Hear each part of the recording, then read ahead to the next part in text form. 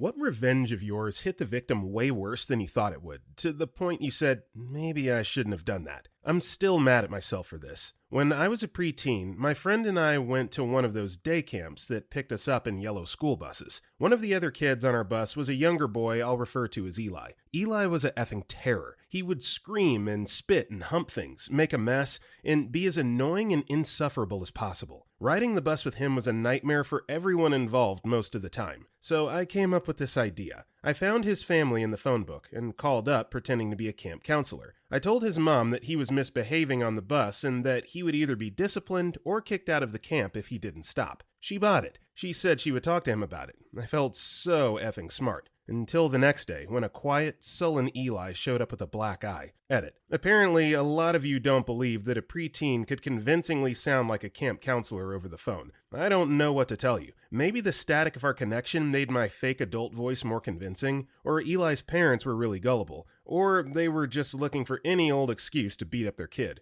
I don't remember the precise details of a conversation I had like 17 years ago, but I really did call his family, and he really did show up with a black eye the next day. If I were going to lie about this, I'd have probably come up with a cooler story. Story 2. Coworker and I had a friendly prank war spanning 2 years. Close to the end of our war, he iced my car. Icing involves taking a hose to the parking lot every half hour and spraying a light mist over your victim's car when it's below zero out. I finished my 12-hour shift to find a car encased in 2 inches of ice. My revenge was, I thought, both more inconvenient for him and less freezing my balls off for me. I decided to take a bedsheet, drape it over his car, and only took 4 or 5 trips out with the hose the next night. So the next morning, he finds his car with a 1/4 inch of ice freezing a sheet to his car. When he started peeling off the sheet, he pulled his windshield wipers, arms and all, off his ratty Jeep. I got a very pissed off phone call. I felt bad. The unwritten rule was embarrassing or inconvenient, no damage. I paid for repairs and he got his revenge. He planted a dozen pieces of smoked herring throughout my car. Took me 6 months to find the last piece, hidden under the carpet under the back window of my car.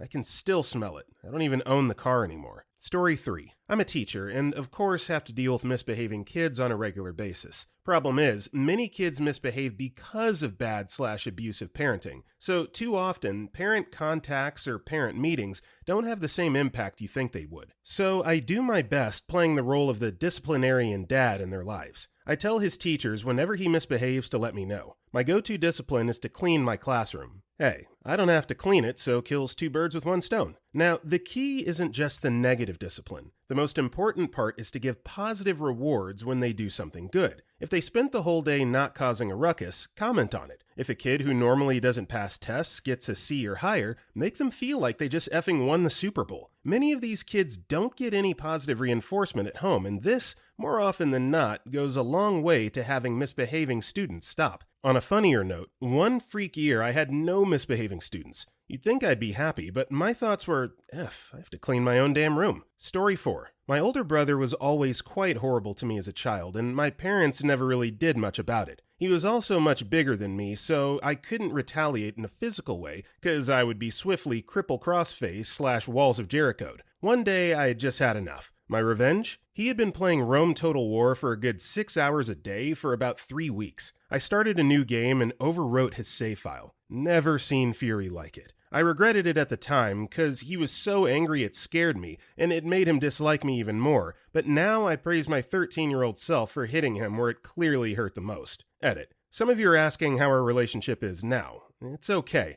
I moved away as soon as I hit 18, so I didn't see much of the family for some years. Yeah, never, ever, ever mess with a 13-year-old save file on an old school video game. Like, if someone did that to me and, wiped out my progress in Final Fantasy VII or, Tomb Raider or something like that on the PS1, oh, I'd be so devastated. So devastated. Story 5. Had a big group of friends from 13 to 18. When we were 17, one of them stole my girlfriend. To be fair, he legitimately knew we were going out. He got her drunk and shagged her at a party. He knew I'd find out. Said to my face he didn't care. Tough crap, mate. It was her fault as well, of course. She wasn't passed out or anything like that. She'd been leading him on, and was sober enough to consent, if drunk enough to get over the social stigma of actually doing it. So from that point on, our group of friends just cut this guy out of our circle. We stopped inviting him to stuff. If he tried to hang out, we told him to piss off. Mates that had been friends with him since primary school just ignored him. Initially, I was super proud of this show of solidarity from my bros. My best mate was actually dating my now ex-girlfriend's best mate, and he split up with her because of her attitude about the whole thing, trying to defend her friend to him, and make him hang out with them as a foursome. So, first summer back from uni, we're all 19 to 20. We see him in a local pub. I don't know what to do.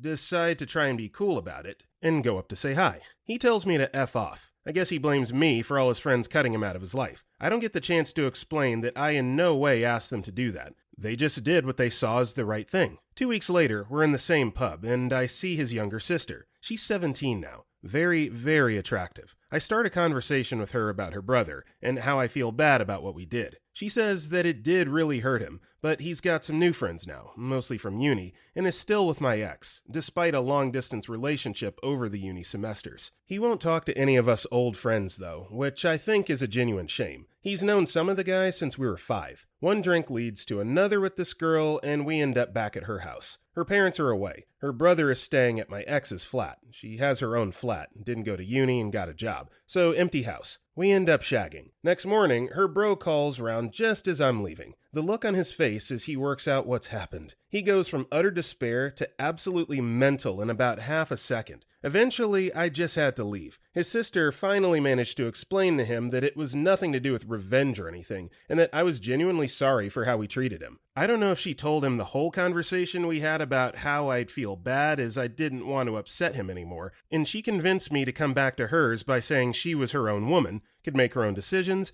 and he wasn't due to be home at any time. If he hadn't have randomly turned up, I hope he'd have never known. He still won't accept my Facebook friend request, though. Okay, first of all, screw this guy. Like, he's not even worth taking the high road on. Why are you trying to be his friend again? You know, the fact that he's not willing to accept the olive branch that you really shouldn't even be extending to him just shows what a massive tool bag he is. Let him go, cut him off, and get with his sister. Not for revenge, but because you like her. Simple as that. Story 6. I guess revenge implies thinking out the act or sometime between acts. But at the age of 14, I was rolling up the hose in my backyard with a friend since my mother told me to. The 2 girls next door were playing in their backyard and come over to talk. One 12 or so and the other about 7. The 12-year-old happened to be standing on the hose, and I asked her to move. She did not. I pulled the hose hard enough to make her fall over. At this point, the 7-year-old screamed bloody murder and ran right at me, and bit me right on the stomach. She was not letting go, and I could see blood starting to stain my shirt. I grabbed her head and tried to pull her away, but nothing. So I just full-on punched her right in the eye. I was/am not proud of this, but it had to be done. What was worse is that the house was owned by a local church where I happened to go to Boy Scouts. Everyone quickly knew I had punched a 7-year-old and given her a black eye, but no one cared why. Story 7. When I was a kid, I was at a local river, a great swimming spot lots of people come to. My friend pushes me in the river, and naturally I came up sputtering and a little red in the face, but it was all in good fun. For the rest of the day, I planned to get her back, waiting for my opportunity to push her in until she was at the edge of the river drying off. I pushed her, but her flailing and slippery nature of the rocks she was on made her slip on the spot, and instead of just splashing into the water, she landed on her back, hitting the rocks hard,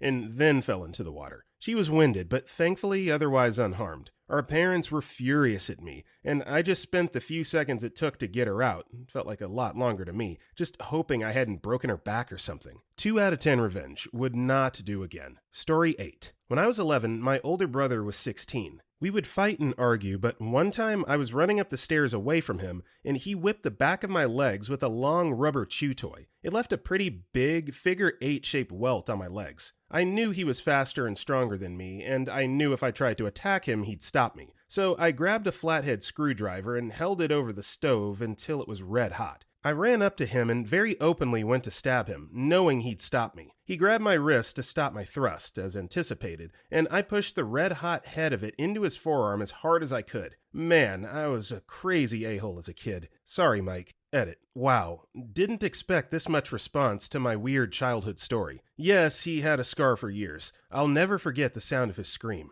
I felt terrible. Good news, we're now super close. I was the best man at his wedding and am godfather to one of his kids. Everything's great between us now. Story 9. Had a neighbor yell at my younger brother about his weight, and I took it extra personal. Didn't know how to get him back without getting caught. Then I figured out I could place nails just under the back of the tire, so when he pulled out of the driveway, he'd run over them. Turns out, he was super poor and couldn't afford the repairs. My dad had to carpool with him to work for a month or so. I've never told anyone. Edit 2. If my memory is correct, I believe my brother was doing some yard work or playing and became out of breath and winded, so he stopped. The adult must have been upset and then said something along the lines of, "If you were skinnier, you wouldn't have this problem." Edit 3. I was 10 or 11. Brother was 9. Last edit. I swear, my brother had been made fun of a lot in school for his weight because he couldn't keep up with the other kids at lunch. If you've never been able to play with the other kids because of medical problems, it's really degrading and hurts. So when an adult pointed out his insecurities, he felt like they were real and not in his head. In my stupid kid brain, I figured neither me or my bro should say what had happened. If my dad found out about the weight comments, it would come back around that I effed the guy's tires up.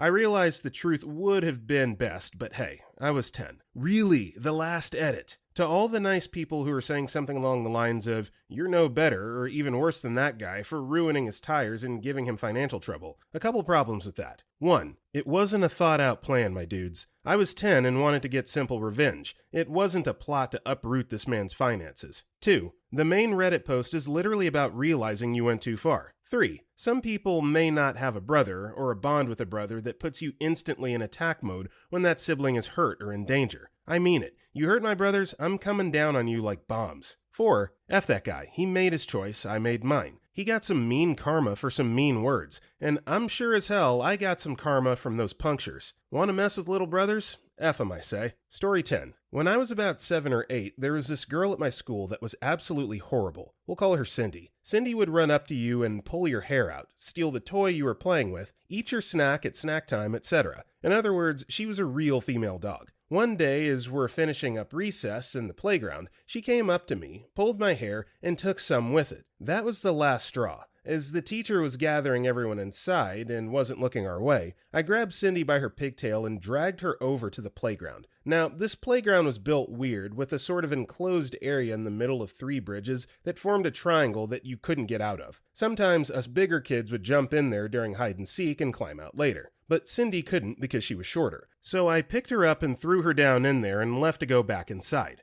It wasn't until an hour later when the teacher realized that Cindy wasn't in class. I didn't say where she was, and it took them another half hour to find her. I got in trouble and had to spend the next week in the principal's office, and lost my Game Boy for a month. But Cindy never messed with me again. Story 11. Way back in elementary school, a friend threw a piece of chalk that hit me square in the forehead. It was the most humiliating moment for younger me, as everyone who saw that started laughing their asses off. Kids are a-holes. I plotted and planned my revenge, to get back in the exact same fashion over the next couple of days. One fine day, weapon in hand, I find him perfectly placed a chalk throw away from me. I yell at his name and quickly launch the projectile as he spins around. For some reason, he had his mouth open as he looked at me, and the piece of chalk flew directly into his throat. His eyes widen and he starts choking. I stood frozen in shock as he fell on his knees coughing. Luckily, somebody grabbed him from behind and thumped his back, so he swallowed the piece. An adult walks in, cannot remember who it was at the time, but she looks at me and asks what happened. At this point, I'm shaking, realizing I narrowly killed my friend. I say it was a mint. My friend, also shaken at this point, laughs it off, saying it went straight into his throat and that he didn't taste it.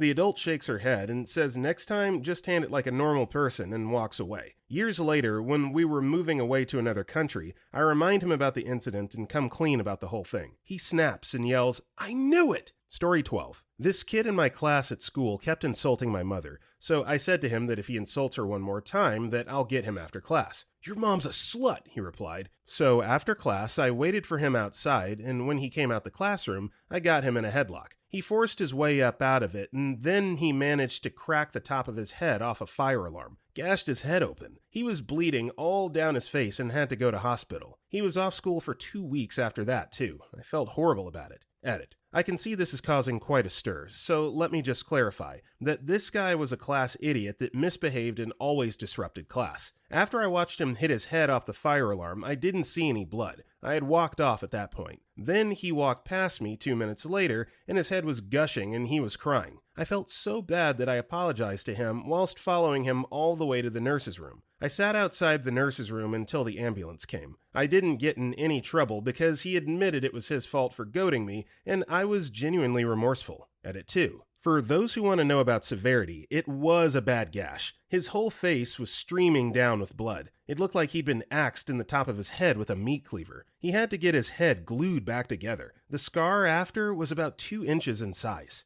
Edit 3. My only intention was to get him in a headlock and then give him a black eye. When he cracked his head, I decided it wasn't any longer necessary to punch him, due to the fact that he squirmed in pain. This did in fact happen years ago, around the year of 99, if I remember correctly. The rules were different back then. Final edit. The question was, how was the relationship between you guys after? It was alright. He was happy that he got a few weeks off school. Everyone hates school. I was glad to see him back at school. He showed me a scar and we laughed about it. We both knew that it was an accident. We moved on. We had mutual respect for each other after. Glad you enjoyed my cracking story, guys, and thank you for all the upvotes. So I was going to comment on one of the earlier posts, but this one, I just want to bring it up. The fact that he makes the comment, it was around the year of 1999, the rules were different back then. Absolutely. Like, for those that were around back then, anything kind of went. Like, you could get away with things in school without even so much as, like, a detention or a trip to the principal's office that nowadays would get you like expelled from school. So some of these stories I'm reading, I'm like, yeah,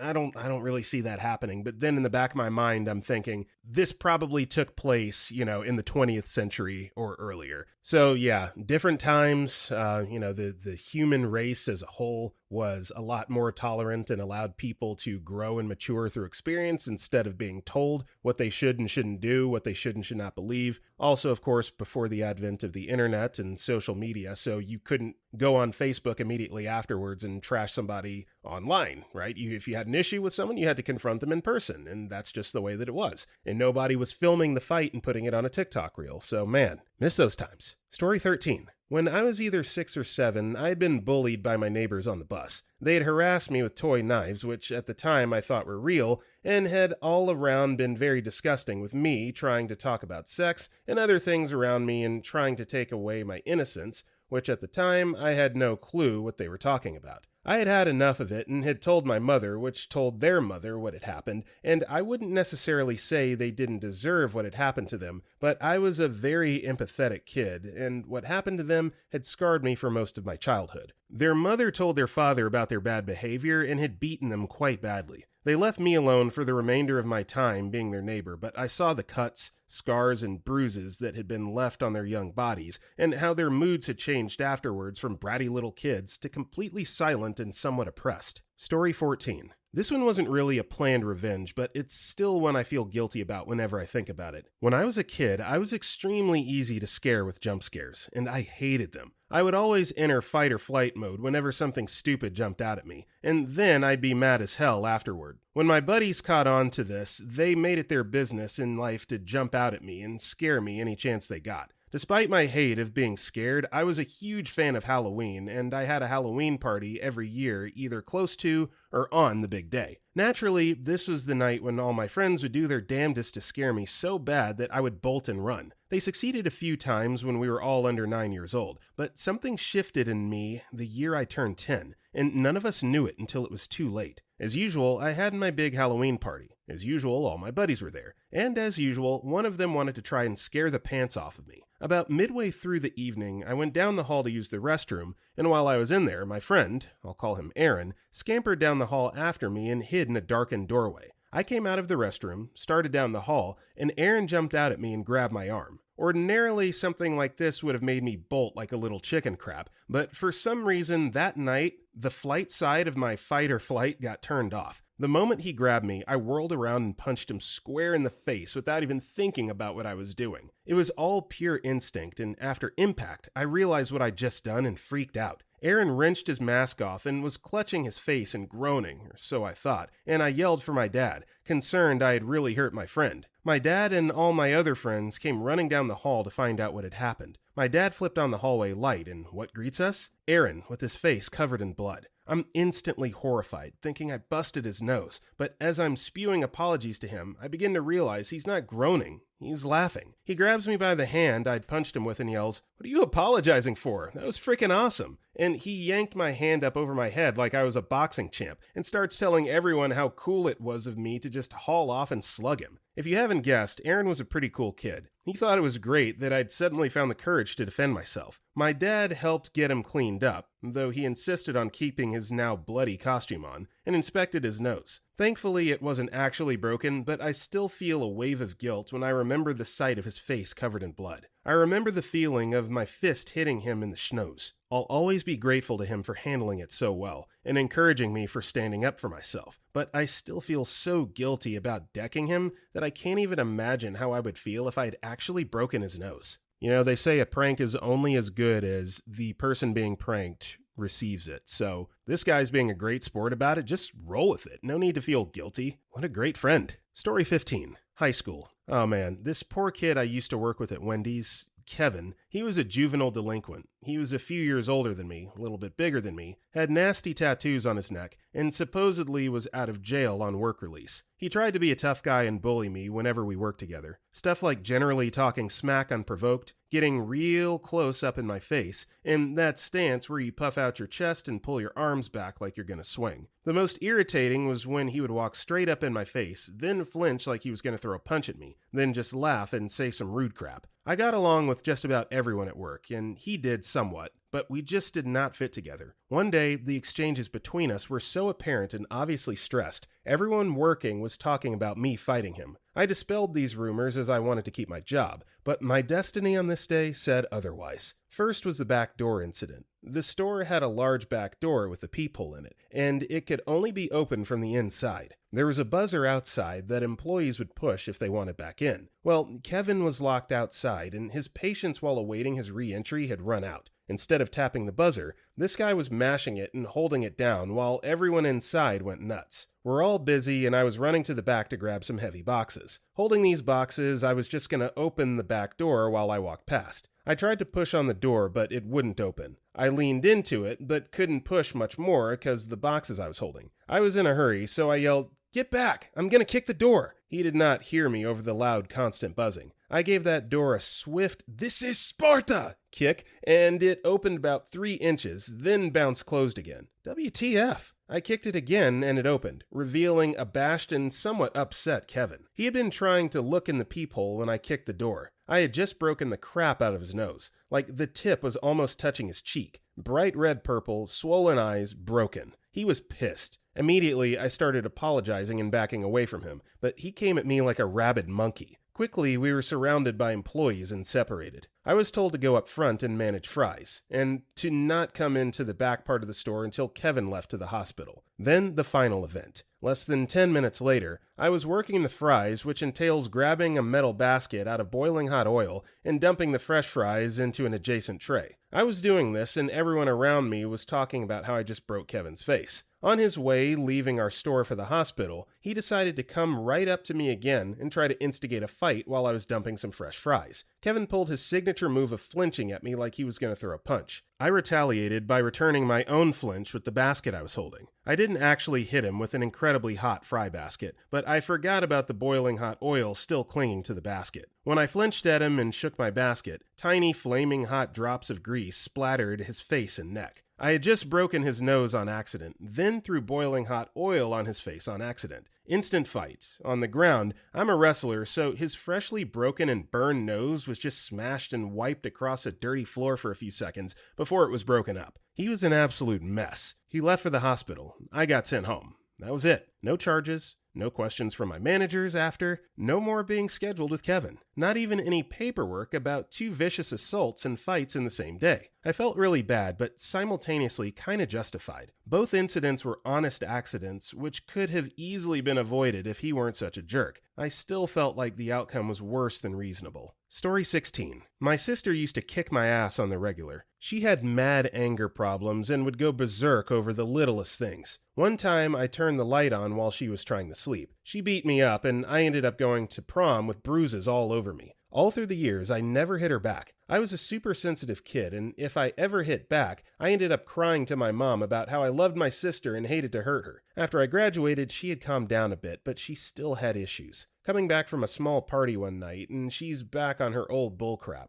just getting mad over something stupid and going totally crazy over it. We get home and get out of the car, and I say I'm driving home. She keeps saying I'm too drunk, even though I'd only had 2 to 3 mini beers. She grabs the back of my shirt, and I'm so pissed off at her, I turn around really fast with my fist out to hit her arm or something. She immediately lets out a blood-piercing scream and drops to the ground. Blood is spurting everywhere. She leaves a trail as she runs inside and wakes up our mom and dad. Turns out, I broke her nose pretty effing bad, but my mom and dad kept saying it couldn't be that bad because I had done it, and that she must have been really effing with me for me to have done something like that after all these years of her beating on me. I felt so awful. I cried and tried to say sorry, but she ended up going to the hospital. I don't feel so bad now because she purposely never paid the bill, thinking she could bully me into paying it, and she never lets it go. She always says I'm the reason her credit and stuff is bad, and that the reason she has collections agencies calling her over the ER bill. I ain't paying that crap. Consider it payment for the years of abuse. Story 17.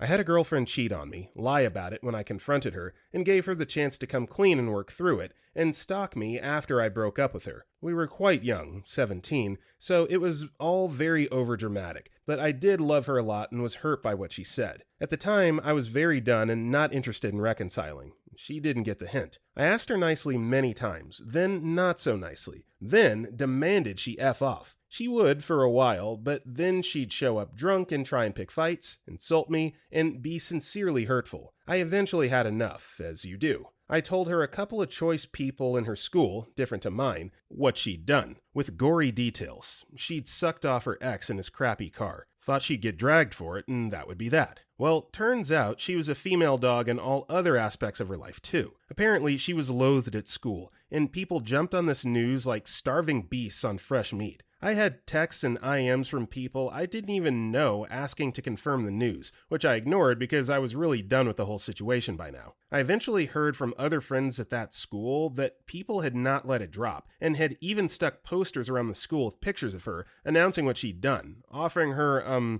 services with her phone number, photoshopping bananas into her mouth, etc. It was brutal, and she had to change schools in her final year. I did feel a bit bad. If I'd known it would go that far, I might have rethought telling those people. At the same time, she hurt me badly. She refused to leave me alone despite months of chances, and the other students reacted so viciously because apparently she was a total a-hole to everyone in the school, so I don't know. I sure as hell didn't expect that, though. So, you just said it. The reason why she got shamed and bashed so badly isn't because she cheated on you. It's because she had a negative impact on so many other people as well. So, the way I see it, this is absolutely deserved. This is what you get for treating everyone you know like trash. And I don't feel bad one bit. Granted, I don't know the girl, but just based off of what was shared here, she deserves every bit of shaming she got. Story 18. Some girl hit my car in a hit and run. There was a witness to the crime, so the police were able to track her down. When I was asked if I wanted to press charges, I went for it. Turns out, she had no license or insurance. She kept trying to fight the charges, but wound up getting sued by my insurance, having to pay me restitution via the court system, and 4 separate charges between all her crimes, all of which included a decent fine. She was some 18-year-old single mom. I felt super bad by the end of it. Edit to add details. The damage wasn't significant. There was a small dent and a large scratch. It was all cosmetic damage. My deductible was small, but the total bill to my insurance was about $3,000. My car is over 10 years old and had some other scratches already. I was way more upset that someone hit me and drove off than I was about the actual damage. I wouldn't have even bothered to get it fixed if the girl hadn't driven off. My pursuing her and pressing charges was 100% fueled by revenge, and her life got pretty effed up from it. Yeah, what she did wasn't right, but I can empathize with her being a scared 18-year-old who made a bad choice while caught up in the moment. Also, I'm not justifying her behavior because she had a kid, but it does make me feel bad for her.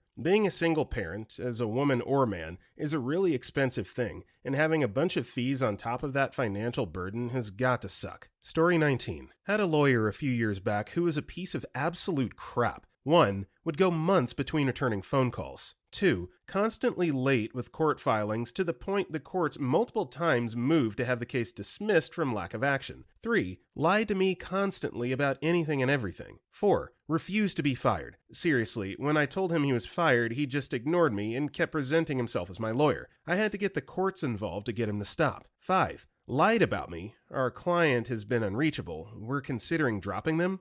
What? I tried to call you 84 times in the last 3 months and you didn't answer or return a single one. 6. When I finally did fire him, he told me I had to be in court on a specific date that didn't work for me, at a specific time that didn't work for me, or else the motion to withdraw wouldn't be accepted. So I got to the courtroom and the judge was super nice but confused as to why I was there, and when I told him the story, the judge goes, "Yeah, this is all done electronically. Not sure why your lawyer would tell you that other than to be a dick." Needless to say, by the end of all this, I was pissed and wrote a 10-page bar complaint about 4 different lawyers in their offices on ethical behavior. Well, the Bar Association decided this was a firm-wide encouraged pattern of behavior and threw the book at the 4 partners. Disbarred for 5 years, restitution to clients, and only allowed to practice under supervision for a period of 5 years after they return. I felt a little bad, but god damn, I was so effing sick of being jerked around. Story 20. In elementary school, there was a bully kid who would make fun of me. I had a bad bowl cut and was pretty small, so it wasn't surprising. Me and my friends usually just ignored him. Anyway, one day, this kid from Brazil moved into the house next to mine. He was a year older, and we used to play soccer together every day after school. I mentioned to him once that this kid would call me names and usually while walking home from school would follow behind me taunting me. One day, I'm leaving school and this kid is going slowly behind me on his bike shouting stuff. Just dumb kid stuff, you know? Brazil kid comes out of nowhere, knocks the kid off his bike and just starts beating him. Bully is on the grass crying and bleeding. Brazil kid grabs the bike and gives it to me. "You can keep this," and then walks away. I didn't know what to do. I just laid the bike next to the kid and walked home. He wasn't at school for like a week. Later in life, I found that kid had a really crappy home situation with abusive parents. I was 10 at the time. Always felt bad for that. Quit bullying me, though. I still occasionally see that Brazilian guy. Don't think he even remembers it. Cool on him for helping in his way, I just think it went too far. Story 21. During a rough patch with my now ex-fiancé, he admitted to me that he'd been cheating on me and was involved with someone else. At the time, he was a general manager of a company that was being sold, but none of the employees knew, as the company needed to be up and operating through the sale, at which time everyone would be out of a job, including him. But he was getting some big money for his efforts, so when he came clean about the cheating, I went out and got drunk with a friend. Came home that night and called everyone's voicemail and left a message with the details of what was happening to their jobs and the company. It was a complete mutiny the next day. Edit. From Cats Are Not Reptilians specifically, no, he did not build the company from the start. No, he did not lose a dime. No, his life was not ruined. He actually made out like a bandit. I made this post because I did think maybe I shouldn't have done that. And Cats Are Not Reptilians, thanks for your cutting psychoanalysis, even with the spelling and grammar errors. Story 22. 9th grade honors English class. The teacher didn't like me. Only teacher I ever had that didn't like me. Others would get frustrated with how my lack of effort at times, but still liked me as a person. She just flat out didn't like me. One of the reasons was that she didn't like athletes because they would miss her class regularly for travel for games. And I played 3 sports, so I was missing a good bit. Now, I was also missing for academic stuff like math/science competitions and quiz bowl tournaments, but she was particularly bothered about missing for sports. Case in point, she would intentionally double the amount of homework due the day after a long away games,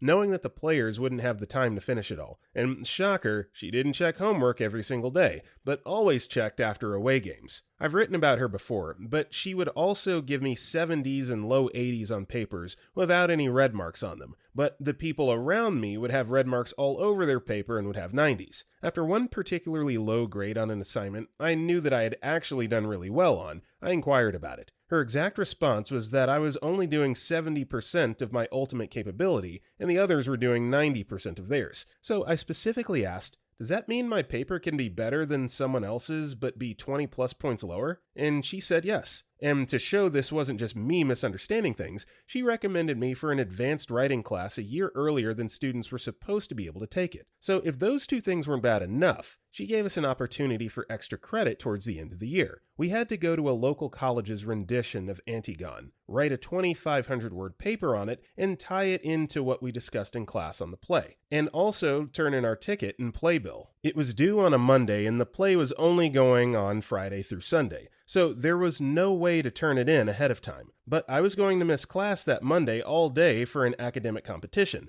representing the school, and it was the biggest one of the year, had to place top 10 in a previous competition to qualify, so it's obviously an excused absence. I told her for an entire week prior to the play that I was going to miss on Monday, and she told me multiple times to turn it in first thing Tuesday morning. So I go to the play, write the paper, go to the academic competition Monday and place first in one category and second in another, and then Tuesday morning, before basketball workouts at 7 a.m., I go to her room to turn in the assignment. She refuses to take it because it's late, and she didn't recall ever suggesting that I could turn it in on Tuesday. She told me 4 times. Her reasoning? 1. Another student that missed for the competition was able to turn it in, but that student lived across the street from the school. I lived 20 minutes away and couldn't drive. 2. My mom was a teacher at the school, so I could have just sent it with her, except I had been told to turn it in on Tuesday, so there was no reason for me to think to have my mom turn in my assignment for me. Plus, she has her own students and classes to worry about. 3. I could have done the work Monday evening, which wouldn't be fair to the other students, so I went into the metadata for the paper that showed the last time it had been saved was Saturday afternoon. She still refused to grant me any credit for it, so I was out the $25 for the ticket,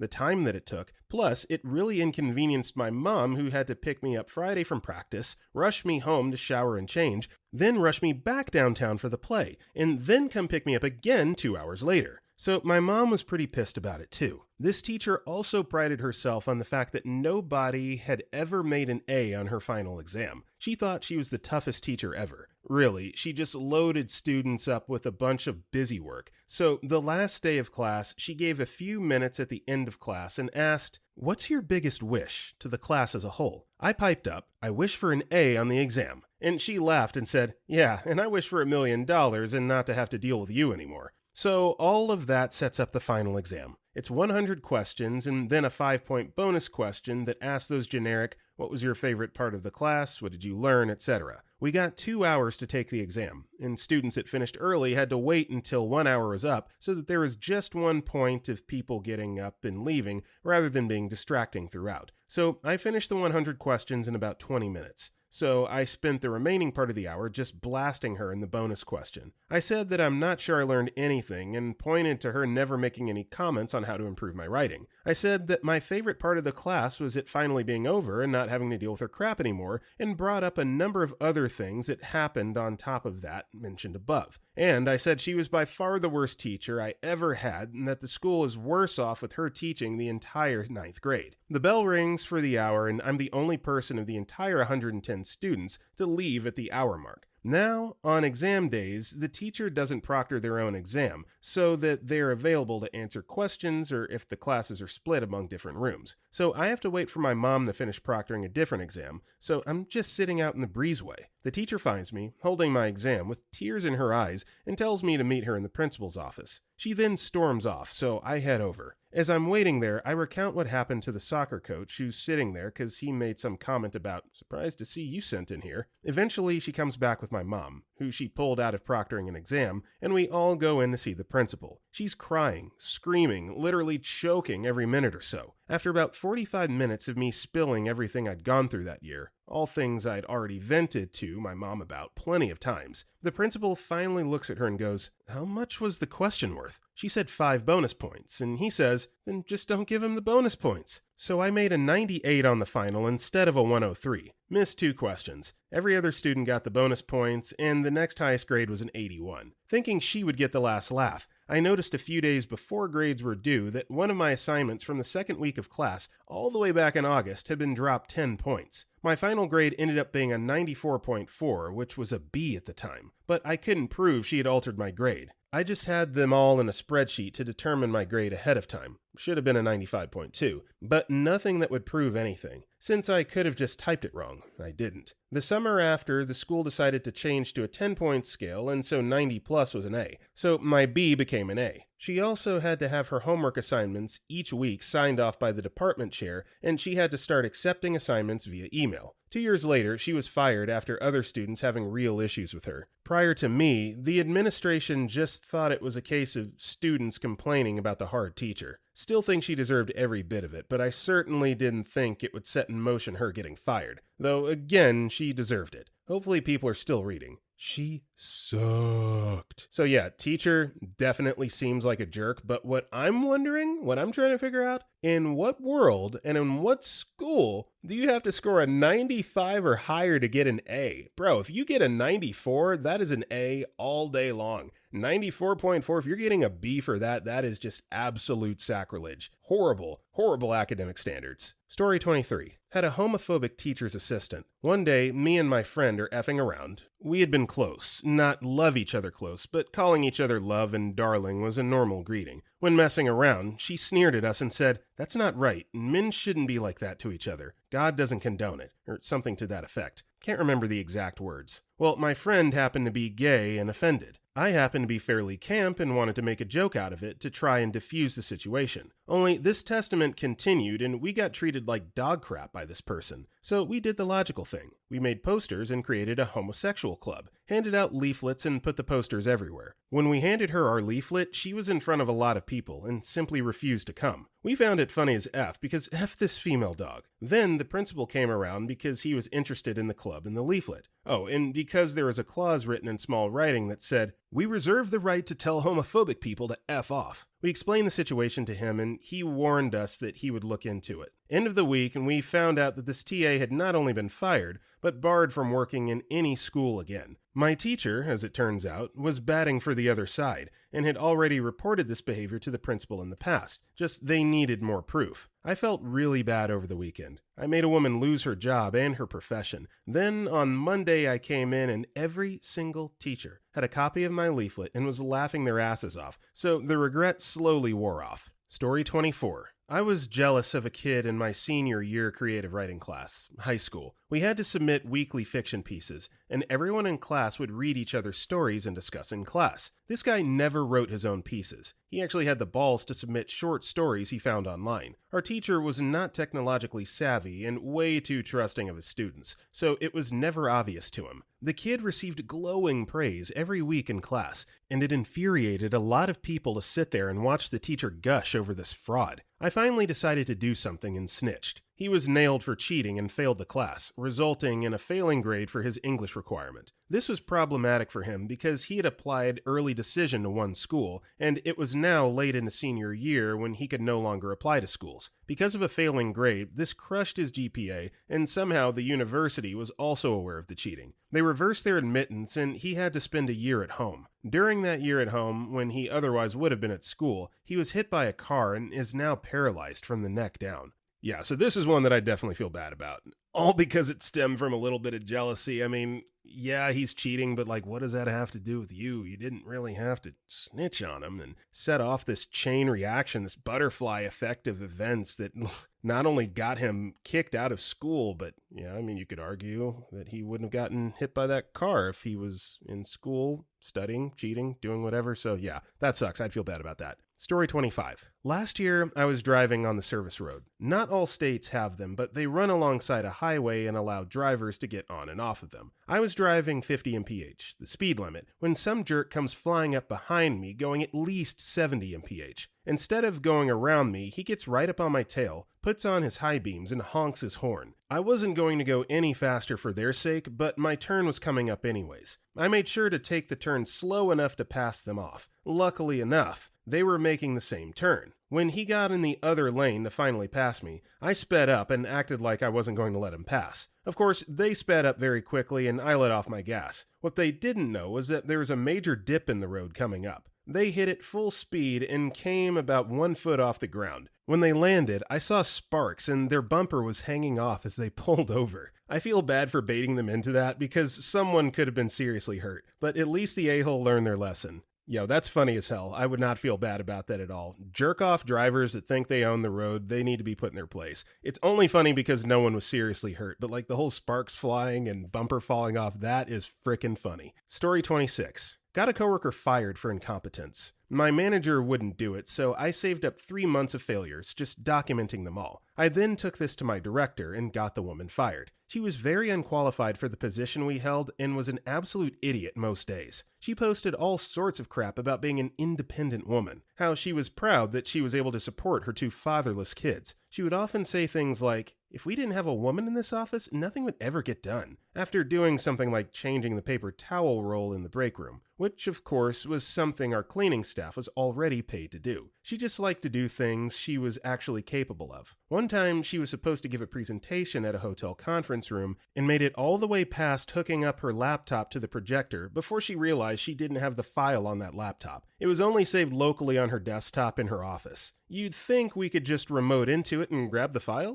No, she's one of those retards who turns her enterprise workstation off. It was super embarrassing for our company. Story 27. In high school, would be late elementary in the US, I guess, there was this kid who wasn't unpopular per se, but a little awkward. Last day before the summer holidays, he plays with us during the morning break. Things get a little rough and there's some light wrestling involved. Nothing too serious, no one got hurt except some red ears, but the kid turned out to not be the silverback of our schoolyard. We walked back into class and continued the day as any other. Got on the bus home, he's still being a little sour with the rest, started enjoying the summer holidays. Yay! A week later, my dad summons me into his study, fuming and enraged. He got a letter by the kid's dad, according to which I had beaten the boy up so badly that he came home sniveling. According to the letter, he was in so much pain that he could barely walk. The letter laid out in detail how the boy would not be able to enjoy the family trip they were going on the first day of summer,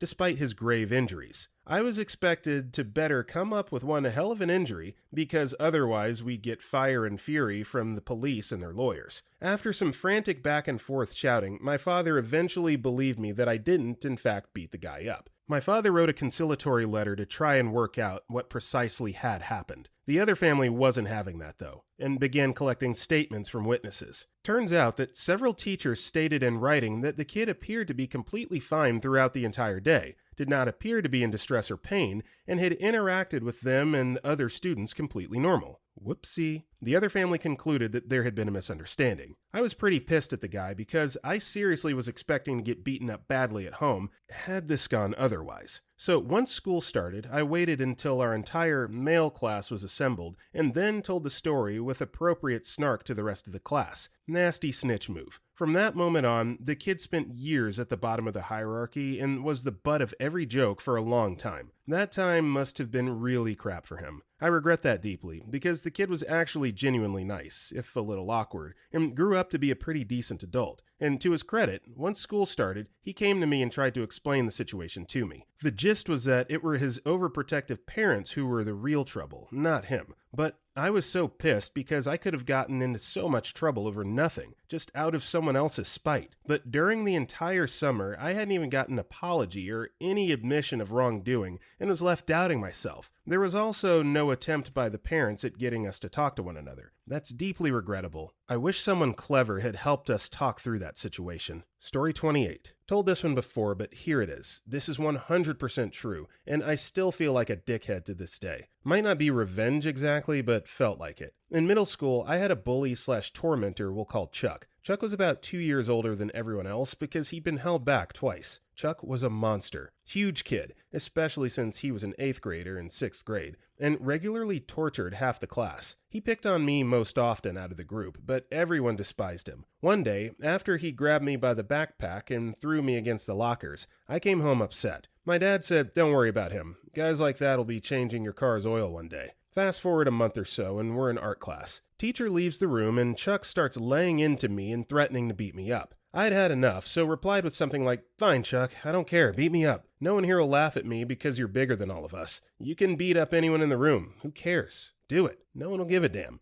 At this point, the class started getting my back and laughing, yelling insults at him. Still remember him looking panicked and saying, "Shut up, I'm sick of you talking, you're stupid." Since I had the support of the mob, I leaned into it and started telling him he was stupid. His parents hated him. He'd been held back twice because he was stupid, etc. Chuck was visibly shaking and about to start crying at this point. He had no power and the whole class was suddenly against him, so I went for the kill. "Don't care if you can beat us up, Chuck. You'll be changing my oil one day." After repeating my dad's line, I realized I effed up. Chuck was about to beat the crap out of me. Thankfully, the teacher walked back in the room a few seconds later, saw the commotion about to start, and sent him to the other side of the room. Fast forward about 7 to 8 years. I was in my sophomore year of college and came home for the weekend. Took my car to the Jiffy Lube for an oil change. Everything was normal, but then Chuck walks into the lobby holding my car's air filter. "Sir, this is pretty cracked with dirt. Do you want a new one?" I don't think Chuck recognized me, but I realized he was literally the tech changing my oil. Seeing him as beaten down as he was, working in a hot effing oil change shop in early summer made me feel horrible inside. Story 29. Junior year in high school, we had gathered at a friend's house to play some D&D. Someone had brought a 2-liter Coke bottle that had been filled with tequila. We had mostly ignored the alcohol and focused more on the game. All but one of us had kept our drinking reasonable. One guy had decided to get completely sloshed. He was stumbling around, being obnoxious, and making lots of racket. Friend's mom was in her room, and then he started puking. We took him outside, but he kept coming back in the house and throwing up on the carpet. We had finally had enough of his crap and decided to take him home. We loaded him into the back of my friend's pickup and took him to his house. It was late and his parents were asleep. We opened the door and pushed him in. We could see him kinda stumbling across the living room, through the front window. One of my friends was like, "You know what? F him," and started ringing the doorbell and pounding on the front door. Our drunk friend stopped and faced us, with a look of absolute horror on his face. We all hopped in the pickup bed and sped off. As we were driving away, we could see lights coming on all over his house. 16 years old, drunk as crap and wearing vomit-covered clothes. His parents were less than happy. We didn't see him for a long time. We probably should have just went outside with him, locked the door, and stayed with him until he had settled down and sobered up a little. Kinda felt sorry for him after his parents had gotten through with him. Story 30. During middle school, me and my best friend at the time were playing poker or some other card game involving gambling. There was some sort of disagreement, and I was certain that he owed me money. He felt like he didn't owe me anything. At some point, I was told by someone else that he was not going to pay me because I was the kusipa, rough translation, a-hole. I got mad, and because I had known him well for years, I knew a lot of stuff about him. I started to use this info to turn everyone against him. This, in turn, made it a popularity contest, which I won, mainly because I was the bigger a-hole and had no problem spilling everything I knew about him to all I knew, with some added stuff to further humiliate him. In the end, he was bullied by most people he used to consider friends. I later found out that he needed some therapy during those times. Always went straight home after school, which was not typical behavior for him or most kids in my country during middle school. Especially for him because, like me, he was part of the popular kids. Years later, I've apologized to him and we became friends again. Our lives headed to different directions, but we still see each other every now and then. This is pretty much the only thing I regret in my life. A feud over a few euros turned my friend's life into misery for a couple years. I'm just glad he pulled through, but even though he forgave me, I don't think I can ever forgive myself. Story 31. Have to go all the way back to 2nd grade for this, so I'm not sure how it was at your elementary school, but in ours, birthdays were a big deal. Usually involved the kids' parents coming in with sweets and goodie bags and everything. In my class, there was a super annoying devil child, which I'm convinced was spawned by Satan himself. Let's call her Miley. Miley was as bad of a kid as there ever could be. Talking back to the teacher, never doing her work, insulting how poor she thought the other kids were, and resorting to physical violence against everybody, especially the other boys. She knew that she could get a pass just because she was a girl, and for some reason the teacher never really seemed to pick up on how horrible she was. There was something particular about this little Hannibal Lecter, though. Lambs. She was absolutely obsessed with little white lambs. They were her favorite animal. She had them everywhere. Book bag, temporary tattoos, notebooks, t-shirts, etc. Some of you can instantly see where this is going. Being from a Persian family, our diet consisted of a fair amount of lamb. And it was around this fact that my best friend at the time, let's call him Josh, and I hatched a plan. We'd both gotten sick of Miley, but my birthday was coming up. Instead of asking my mom to bring over cupcakes, her usual routine, I asked my dad to cook some authentic Persian kebab kubide so I could have my favorite meal at school. Being the only brown kid in my class, I think I passed it off as a cultural enrichment exercise. The trap was set. On my birthday, we all stayed in for lunch, and my dad brought over a huge tray of kebab. It was a huge hit. Kids were scarfing these things down like there was no lunch for the rest of the week. I distinctly remember looking over at Miley, who just finished her first one. Josh wanted to set the final stage of the plan into action, but I held off. I wanted her to eat more. The best part? She was wearing a pink t-shirt with a picture of a lamb on it. I remember thinking at the time why she hadn't asked anyone what meat it was, as it was obviously a red meat. It now occurs to me that she just figures it's beef, and that to spare her feelings, her parents have never told her that people actually eat lamb. We waited until she had eaten 3 kebabs. She pushed the paper plate away from her. Seemingly, she was done with her meal. Josh and I launched the final stage. We both walked up close to her table, and Josh asked me, "Say, OP, that's some good kebab. How'd you even make such a thing?" And in the most obviously fake TV announcer voice I could, I said, "Well, it's easy. You just take a lot of beef and an equal part of lamb meat and mix it all together." Miley's eyes got wider than I knew eyes could get. She turned and asked me what I said. Josh simply told her that it was made from that and pointed to the little lamb on her shirt. The reason why I regret this revenge choice so much is because in that moment, I still remember watching her soul crumble. As horrible as she was still just a kid. Her eyes welled up immediately as she looked at the remains of her plate, then back down at her shirt. That's when the crying started. And when I say crying, I mean bawling. And when I say bawling, I mean inconsolable. She cried so loud, I remember the teacher being mortified, shaking her by the shoulders and asking her what was wrong. She had no words, just more tears. At the time, I hate to admit, I was loving it. But now, all this time later, it still bothers me what I chose to do. You might think I'm being too hard on myself. After all, she was never in physical danger like in other stories in this thread. But what will always stick with me is the fact that this all happened around lunch. She was whisked off to the office where I was leaving at 3 p.m., and I could hear her crying. And she was never the same after that either. Not as mean, sure, but I don't think I saw her smile even once for the rest of the year. Her family ended up moving away that summer. I'm sure it was unrelated, but that just means I never saw her again. TLDR.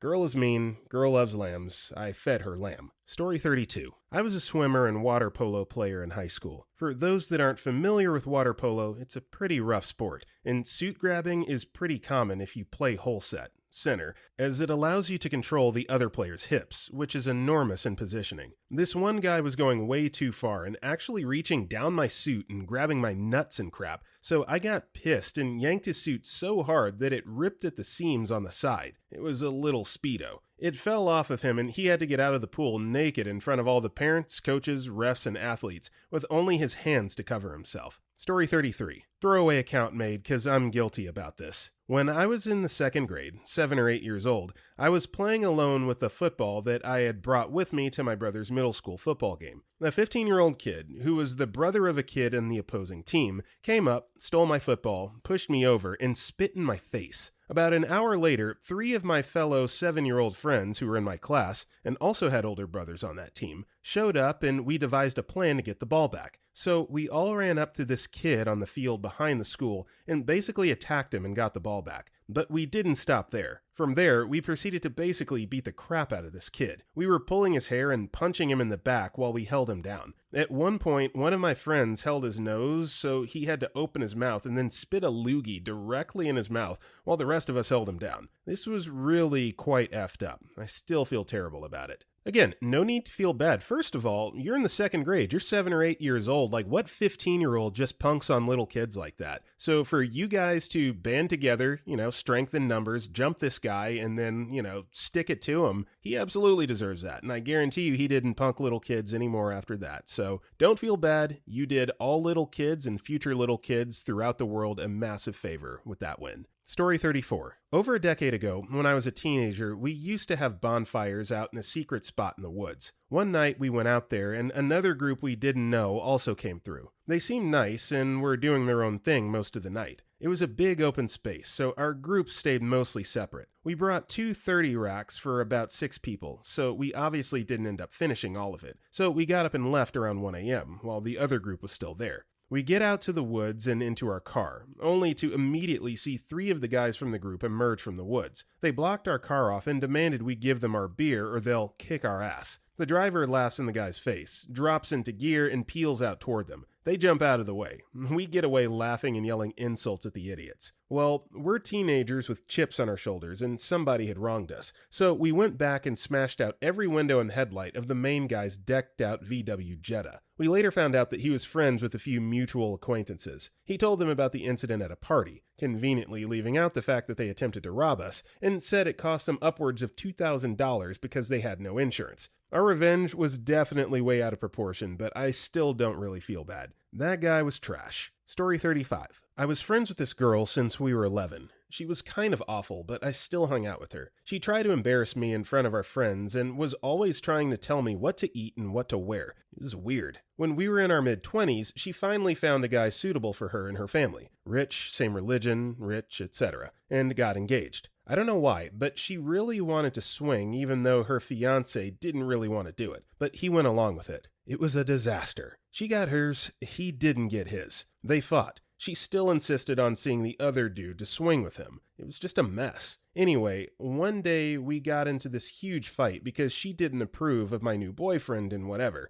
I was so fed up with her and her crap that I told my mom, who happened to be very good friends with her mom, about the swinging, knowing my mom would tell her mom. It just spiraled out of control and everyone in her family found out. Her fiancé, who was such a nice dude, was so embarrassed and I guess just didn't think about how it would affect him. I still feel bad for that guy. I really hope he got a prenup. Story 36. Great. The one time I have something to contribute, it's about a time when I went too far being an a-hole. Oh well. When I was in 5th grade, I was picked on by some bully in my class. Nothing physical, just dumb crap like making fun of me and calling me names, etc. Certainly nothing that warranted what I did to him. I still feel disgusted about doing it to this day, but this was my revenge plot. There was a rumor going around that his parents were physically abusive, because he didn't like to go home after school and he would come to class with bruises and whatnot sometimes. The guy was really not bright and was easy to anger, so one day I started talking crap to him. I laid it on thick, and when he got to the point where he was visibly shaking from anger, I started saying stuff like, "What are you going to do about it? You going to hit me? I bet you're too chicken to hit me." And sure enough, he punched me square in the face, bloodied my nose pretty good. Immediately after he hit me, I smiled and told him, "I bet you're going to get suspended. I wonder what your parents are going to think about this." The look of horror on his face when I said that and he realized he fell right into my trap honestly haunts me to this day. After he got back from suspension, he never said a word to me again. Story 37. This kid who was one of my good friends since preschool decided that I was better for picking on than being friends with when we got to high school. He would say all sorts of vile crap to try and get a reaction out of me, especially in front of people that he thought were cool kids. He'd sneakily draw swastikas and racist crap in my notebooks, and then one day when I went to flip onto the page for a fresh sheet of notebook paper, bam, lab partners or teachers see and give me the weird looks. At some point, he said some terrible crap about my mom and another friend had to physically restrain me from killing him in history class. I calmed down and realized I was letting things get out of hand, and if I wasn't careful, I was going to get myself in trouble. I needed a more nuanced and subversive approach to my problem. Needless to say, this kid was not doing well in school. He wasn't a total idiot, but he was too busy smoking weed and being an a-hole to get his schoolwork done on time. Anyway, he's failing a few classes and decides to make a concerted effort to pass. His hardest class is chemistry, which I happen to be in with him. I see my chance. I offer to help this repugnant son of a female dog study and take notes in chemistry for a big important upcoming project. In his eyes, I'm like a pathetic beta dog in his pack, desperate for the approval of my leader. Despite all the emotional torment he put me through, he still doesn't think twice about taking help from someone with seething, fiery hatred coursing through his veins, being driven on by the thought of sweet revenge and the eventual subjugation of his enemy. We fill his notebook up. I essentially do his project for him, encouraging him, feeding his ego, assuring him he's gonna pass and maybe even with a fairly good grade. And then the day before the project is due, I steal that loathsome bastard's notebook, complete with his entire project inside, and ceremonially burn it in my garbage can in the alley behind my house while pumping Led Zeppelin's version of How Many More Times on my uncle's hand-me-down vinyl player as loud as my crappy speakers would go. Rarely in my life have I felt so much pleasure as I did watching him stammering to the chemistry teacher that he swears he had his notebook with his project yesterday, and watching the teacher, basing his judgment on what a terrible and careless student this kid has been all year, basically tell him he thought he was full of crap and that if he didn't have the project, he failed. He did fail, and then not long after, he dropped out, and subsequently, his life went down the proverbial tubes. Most importantly, though, this is probably a bad submission for this post because it's a very good amount of time later, and I'm still not sorry.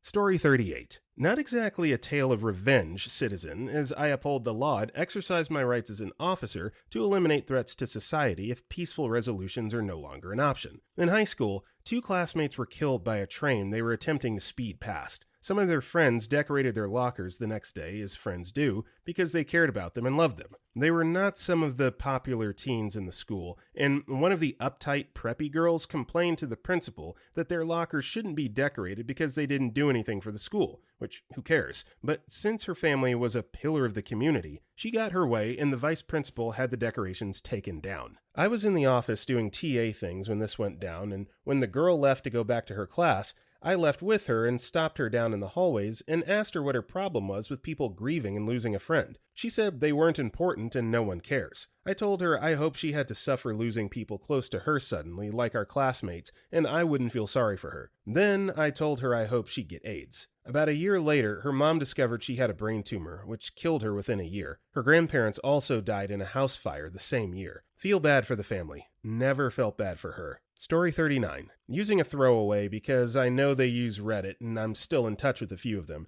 and they never actually found out what I did. So, several years ago, when I was in university, I lived in a shared house with 6 other girls. The kitchen was a shared space, and we all had little colored stickers to mark our stuff so that we wouldn't use each other's things by mistake. I always made sure to have fresh fruit, cheese, and other things in my section, and spent a little extra for those luxuries. I had hoped that everyone would respect each other's things, but without fail, all my stuff would slowly disappear without me eating/using it. At first I figured, whatever, it's just a bit of cheese, I'll let it go. But it got to the point where my stuff would be gone by the end of the week after just buying it. I did talk to all of them and asked politely to not eat my stuff without asking, unless they wanted to go half and half on the cost. It didn't stop, so I decided that if they were going to eat my stuff and not care, then I'd get payback in my own way. It started out pretty vanilla, the usual licking stuff/dropping it in the garbage, and when that didn't do it for me, I started getting creative. I did some effed up stuff, but the worst of it was putting a bunch of dried and dead bugs into a chip dip and mixing it in, and the one I feel most guilty about was having my boyfriend at the time self-pleasure into my bottle of ranch. Sure enough, within 4 to 5 days, the bottle was nearly gone. They never found out about any of it. I felt justified in my actions at the time, but when I look back, it was definitely wrong. I could have gotten someone sick.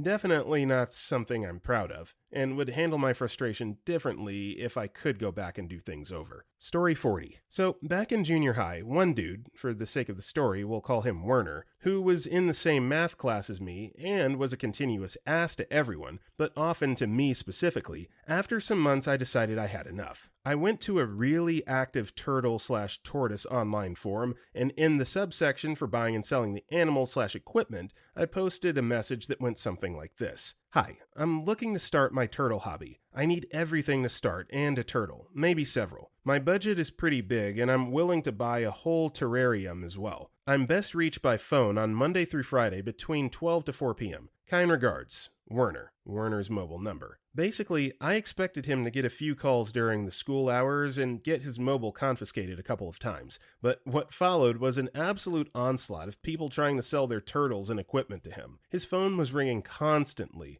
during the afternoon, and he started to get more and more irate with this. Often started screaming to the people trying to sell their stuff to him. Then, finally, one math class, he gets a call. It's about a turtle. He completely flips out and smashes his phone and goes completely mental. The teacher can't get him to calm down, and he shoves the teacher. This leads to him getting kicked out of the course, mandatory therapy and anger management, and he had to repeat the grade because of the math course. Sure, he was an ass, but he didn't deserve to lose a year of his life due to that. To this day, he has no idea how the phone call started. Story 41. About 8 years ago now, I had a fiancée who had moved from Wales to Scotland to be with me. She wasn't very happy at first, but I thought it was just nerves about being away from home. First time living with a partner, etc. Well, she goes back to Wales about once a month, staying for a weekend at a time. I trust her. Nothing suspicious about that. Cut to a few months later. We've been living together for about 6 months. Few teething problems, couple of arguments here and there, but on the whole, I thought we were very happy together. Well, one night we go out and get blazing drunk, as first-year uni students all want to do.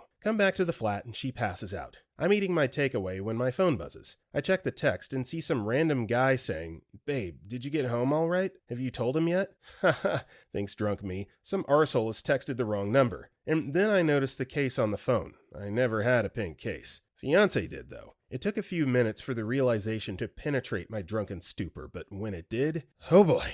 I read through all the messages. She'd been sleeping with a mutual friend of ours back in Wales every time she went down there. Full-blown affair. And that night, she was supposed to tell me everything and end things with me so she could move back to Wales and be with him. Have you ever been so angry a cold haze descends on you? I've heard of the red mist, but those texts took me to another, altogether more terrifying level of anger. I considered my options and decided that texting him was the best option going forward, which would have been bad enough, except this mutual friend of ours had recently been undergoing treatment for cancer, and in the cold fury that possessed me, I knew exactly what I had to say. I can't remember the exact body of the text now, but it's essentially boiled down to, you're a scumbag. You use your condition to emotionally blackmail her into being with you, and if anyone deserves to have cancer, it's you. Needless to say, the next morning, those texts triggered what is perhaps the most volatile breakup I've ever endured. Full-on screaming matches. Her alternating between calling me despicable for what I said and apologizing profusely for betraying me. It was a strange time. The other guy took it real hard. He spiraled into a depression, became real controlling of her. She moved back to Wales and moved straight in with him. I heard from other mutual friends that their relationship was really strained by the whole thing, because he couldn't shake the thought that what I'd said in a drunken rage was even in some way true. Anyway, he survived, and they have 3 kids together, and they seem happy. But goddamn, for a while there, I genuinely thought I was going to be the deciding factor in a cancer patient's self-unaliving. Story 42. When I was a kid, there was a girl at my school who was really weird. She never spoke above a whisper and had a super overprotective mom with these freaky, giant, long nails who she'd always rat people out to. If you cross this girl in any way at all, her mom would be outside the fence at lunchtime and wave you over and tear you a new a-hole. It got to the point where even her friends were kind of terrified, because if you so much as cheated at hopscotch, or whatever 7-year-old girls were playing at the time, I forget, there was the terrifying mom waiting for you. Eventually, she threatened to tell her mom on me for something tiny. I don't even remember what. I avoided her as best I could. Must have been some insignificant interaction, like I took her coat or some crap. So I started telling everyone she was evil and to avoid her, and people actually did. This girl ended up with practically no friends except for one other girl. Things kind of evened out, but from then on, everybody was even more on eggshells around this girl, and most people chose not to interact with her at all for fear of her mom. In hindsight, that mom was probably so overbearing that her kid never learned to interact for herself, but I don't think I really changed anything so much as made people realize that, yeah, the best way to avoid the mom was to avoid the daughter. Last I heard, the girl was in university and had a reputation for being super quiet, but seemed normal enough. Story 43. I dated a girl from Vietnam who made it clear she was in a fake marriage for a green card with a guy, and sometimes had to hang out with him to keep him happy and playing along. She was very degrading and treated me horribly almost all of our relationship. I was in a bad point in my life and decided to just take it. I caught her staying over his place one night and realized she'd been effing and sleeping with this guy the whole time. I also realized her phone was on airplane mode every single time we hung out. She always hung out one-on-one with her friends' boyfriends. I always thought it was weird but never said anything. My intuition was screaming at me that something was up, but I ignored it. After we broke up and I got out of my depression, I realized how much of an idiot I was and how I let this girl take advantage of me financially and emotionally. Months after we broke up, I met an amazing girl who I'm still with today and probably will be forever. Despite this, I was still emotionally scarred from what this girl put me through, and I needed revenge to be at peace. I made an anonymous Facebook account and messaged the friend and said, "Your boyfriend is effing," insert X's name. This friend of hers was the one who set her up with the fake marriage, took care of all the paperwork, and set her up with the immigration lawyer. Whatever transpired the following months after that, I'm not entirely sure. All I know is that her brother, and his girlfriend moved out of the house they were in and left the country. They were all currently in college and had big dreams of making a living in America. Story 44. Caused a kid in middle school to go to the hospital. He was a bully-type kid named Timmy. He didn't seem to want any friends, always picked on everyone, and generally just seemed to hate everyone. During recess, about half the class was playing throw the ball back and forth. He made it his mission to intercept the ball and then kick/throw it away from everyone, sometimes on the roof. On one throw, the football bounced off his head during a missed intercept, and I went over to get the ball and said, "Ha, you didn't get it." Well, Timmy launched into an uppercut and caught me right in the nose. The recess bell rang and he ran inside. Immediately following recess, we had art class together, where I would get my revenge on Timmy. This week in art, we were working on clay sculptures. I started creating a sculpture of a tower with a staircase that swirled around the base all the way up to the top. The thing is, I put one of those 3-inch steel T-pins inside the base tower, pointing up. Tim was walking by my table, and as planned, I said, "Hey Tim, I bet you won't smash my sculpture." He took the bait. With a crooked smile, he raised his fist into the air. That's when time slowed down, and I immediately regretted my trap, realizing that it was probably a bad idea. It was too late. Tim slammed his bald fist down onto the table, smashing the clay sculpture. His face instantly turned ghost white and his eyes were wide open. It was so odd, though, that he didn't cry out in pain, but only grabbed his hand and ran. He was out of school for a long time. I don't remember how long, but what I do remember is that when he got back, he had a cast on his hand. But he never said anything to anyone about it. Not to me, other kids, or teachers. Nothing happened to me, and I don't know why. Either he felt too stupid to say exactly what happened, or he figured I wouldn't get in trouble. Story 45. Not so much as revenge, though it was a response to something I didn't like, to make me feel better, and I will regret it all my life. My dad had cancer off and on. It came back while I was living with him and his girlfriend and her kids in Massachusetts, 2009 or 2010. Me and her kid, Ethan, 2 years younger than me, did not get along. He was a pathological liar and always told his mom stuff, and she would tell my dad and get me in trouble. My dad had never abused me, ever, aside from spankings when we lived in Texas with my mom, for which I deserved and made me not a craphead. Well, one day Ethan tells his mom I did something, which I can't remember, and while in the garage alone, my dad came up to me and grabbed my shirt collar and yanked me. I was almost off the ground. This was the most aggressive physically he'd ever been with me, and he was yelling about what I'd done, which I hadn't done. My memory's a little hazy, but I'm pretty sure Ethan owned up to lying after finding out what happened, and the next day, my dad apologized via text while I walked to the school bus. I replied saying, "I hope you go paralyzed." The cancer started out in his testicles and moved into his spine up high over the years, up to this point. So this was possible and a thought that could happen. I think he replied saying, "I love you," or something similar, but I could tell he probably cried or it hurt him really bad. I didn't talk to him for the rest of the day. Over time, things went back to normal and we were chill, and I eventually moved back to Texas with my aunt or mom, and he eventually after that did as well for chemo. The years went by, like 3, and we had been on great terms by now, and I saw him almost every day as I lived with my uncle, his best friend, and life was fairly normal apart from his cancer. Well, he passed away in 2013, and I always remember the thing I texted him and never apologized for, and I get pretty sad about it a lot, and still regret ever saying it. 6 months later, the same year, my mom passed, and I was just a depressed kid. This response probably doesn't fit in this question, but I wanted to vent about it, so sorry if this story isn't that great, lol. Story 46. In my second year at uni, we had a housemate that we all liked to pull pranks on. He was insanely tall and liked to act like the alpha male, so we had to bring him down a peg or two. One day, he's asleep, and my housemate says he's going to go into his room and throw a cup of water on him. For once, I felt bad for him, so I said I wasn't going to partake. 5 minutes later,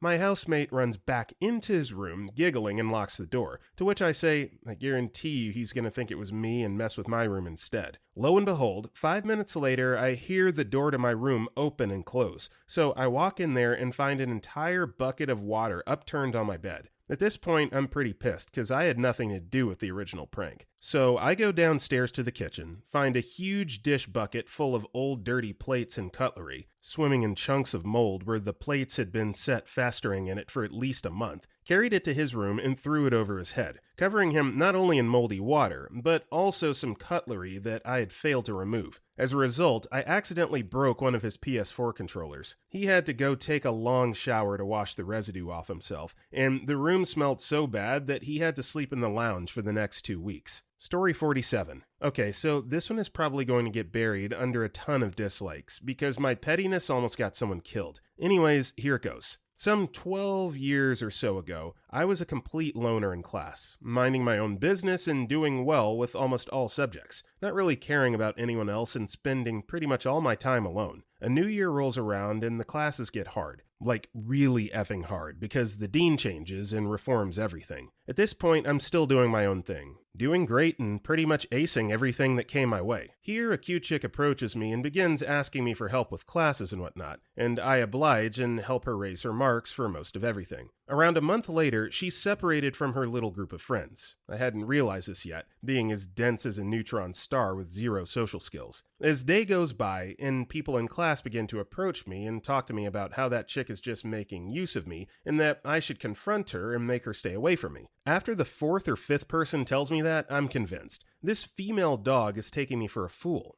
How dumb I was. After the break, I confront her. I call her names and other hard stuff. She leaves crying and doesn't come to class anymore. A week later, police comes around to give us a talk about depression and bullying. Turns out, that girl tried to unalive herself and her mother made her change schools. Apparently, I was being bullied and given the ice treatment by the whole class, but hadn't realized up to that point. And the girl tried to be a good person to me, which in turn made her lose her friends and be bullied as well. And when I pushed her away, I broke the camel's back. Story 48. One time a kid punched me in the face at my first 8th grade dance because I said hello to his girlfriend. Then a few months later, he tried to fight me out front of the school to show off to his other druggy loser friends. Ended up shoving me into the side of a truck, which caused me to fall onto the side view mirror and snap it off. I never once talked to this kid and barely knew his name, but he humiliated the crap out of me twice now. Fast forward a few years, and we're all at a house party. He comes up to me out of nowhere and asks me for a cigarette. I think, is this effing guy really asking me for anything? So I told him no problem, but I had to run to my car to grab them. Be right back. I walked outside to the side of the house, stuck the filter tip of the cigarette on my butthole, came back in, and watched him smoke the whole thing. About an hour later, he's throwing up all over his stupid muscle-headed preppy kid's bathroom, Macklemore or something like that. And I thought it was my fault he was throwing up so bad, so I felt, honestly, just a very small amount of bad. Only to find out that he drank the water out of a goldfish bowl after being dared by his ex-junkie GF in a bid to do whatever she said and win her back. At that point, I thought about offering her a cigarette as well, but I think that couple has suffered enough. Nowadays, they have no teeth, still live at home, unemployed, in a toxic I'll unalive myself for you kind of relationship. Story 49. When I was 5, this kid Jeff and his friends would bully and tease me while I walked home from kindergarten. It was the 80s. One day, they were posted up next to a drainage ditch next to the walking path, and as I walked up, they started talking loudly about throwing me in the ditch. Luckily, there was another path that I could take, so I turned and started to walk away. But Jeff followed me and picked up a little rock and told me he had rock power, while looking like he was going to throw it at me. I said, "Oh yeah?"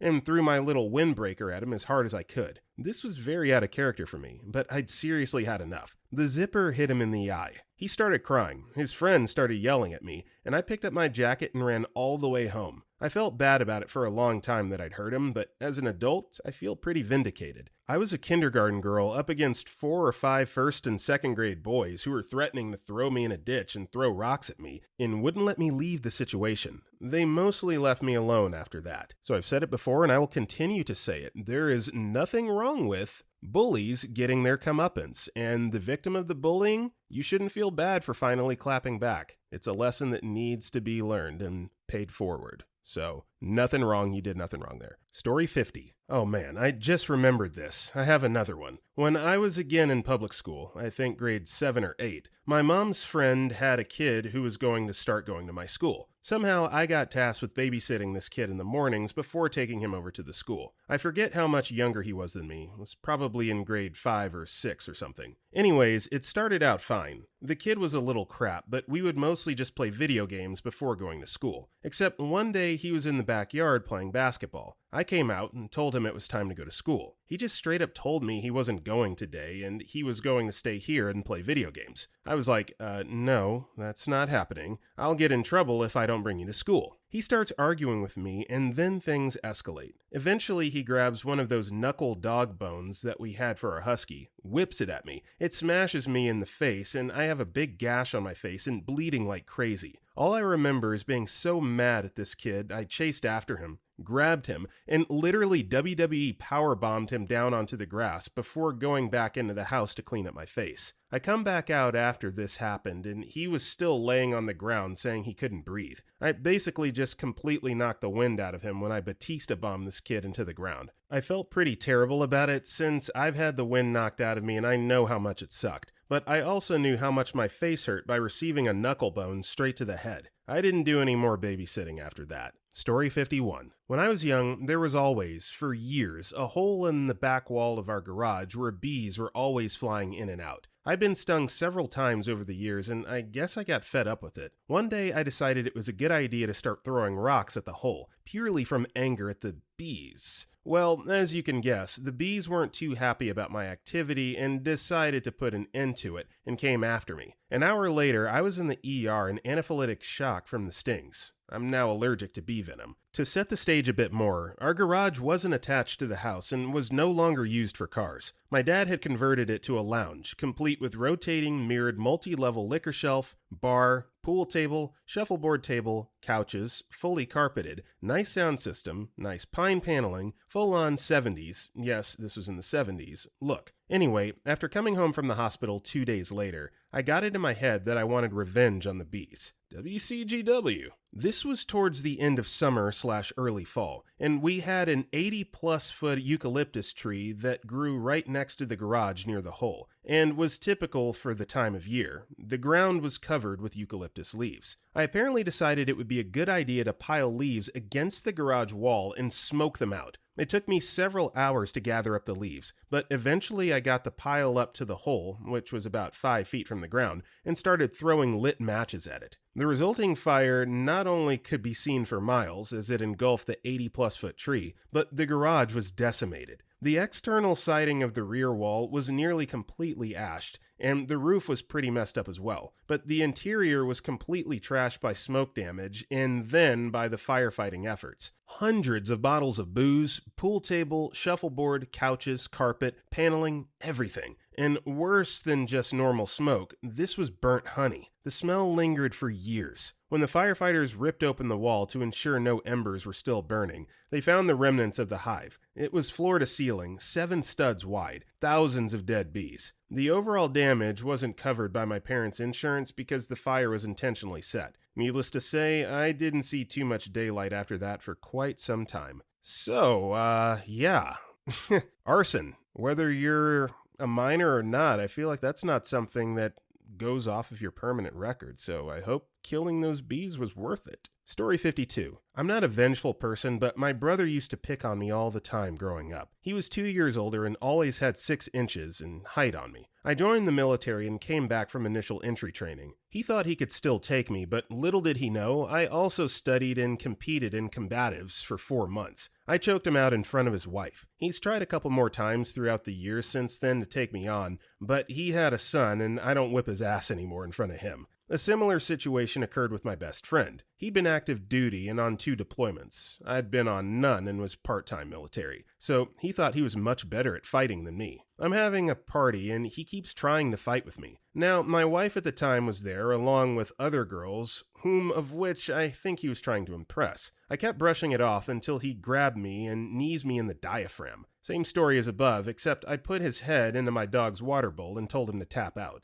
I always beg people not to push me. I never lose my cool, but I have special needs strength when I feel threatened. I have a lot of situations similar to these two, but I usually just hurt people's pride. Story 53. Ex cheated on me, so I blocked the gas card I was fronting for her, since she has credit issues, and waited. She calls me, frantic, wanting to know why she can't gas up her car. I tell her I'll call the gas company and find out. I wait 10 minutes, satanically giggling to myself, and then call her again. I lie to her and say the gas company wants her to pay up her bills since they've been on the card for a long time, but that after those are paid, they'll enable the card again. So she calls her just a friend and has him give her a ride home. Then she pays the outstanding fees on the card, and this is important to her because without her car, she can't go to work, and she has no money because she's a stupid female dog. So, a few days later, and she's panicking seriously hard because her employer started giving her less hours because she's been late more than once. I call the gas company and get confirmation that they've received the money. Then I tell them to cancel the card. I then go over to her the same evening and tell her that she's a dumb female dog for having cheated, and I thank her for paying her bills. She incredulously asks me, "Wait, does that mean the gas card thing was a lie?" I just laugh sinisterly and walk out of her apartment. So, aftermath was that she became seriously unpopular with her employer. She was transferred to another location where she now has to work in a ghetto pretty much. She commutes every single day for 3 hours or so. She's depressed and her economy is even worse than before since she isn't getting enough hours anymore. Somewhere down that line, I thought to myself, maybe I shouldn't have done that. Then I remembered she lied to my face and effed several guys behind my back. Nope, female dog deserved it. Story 54.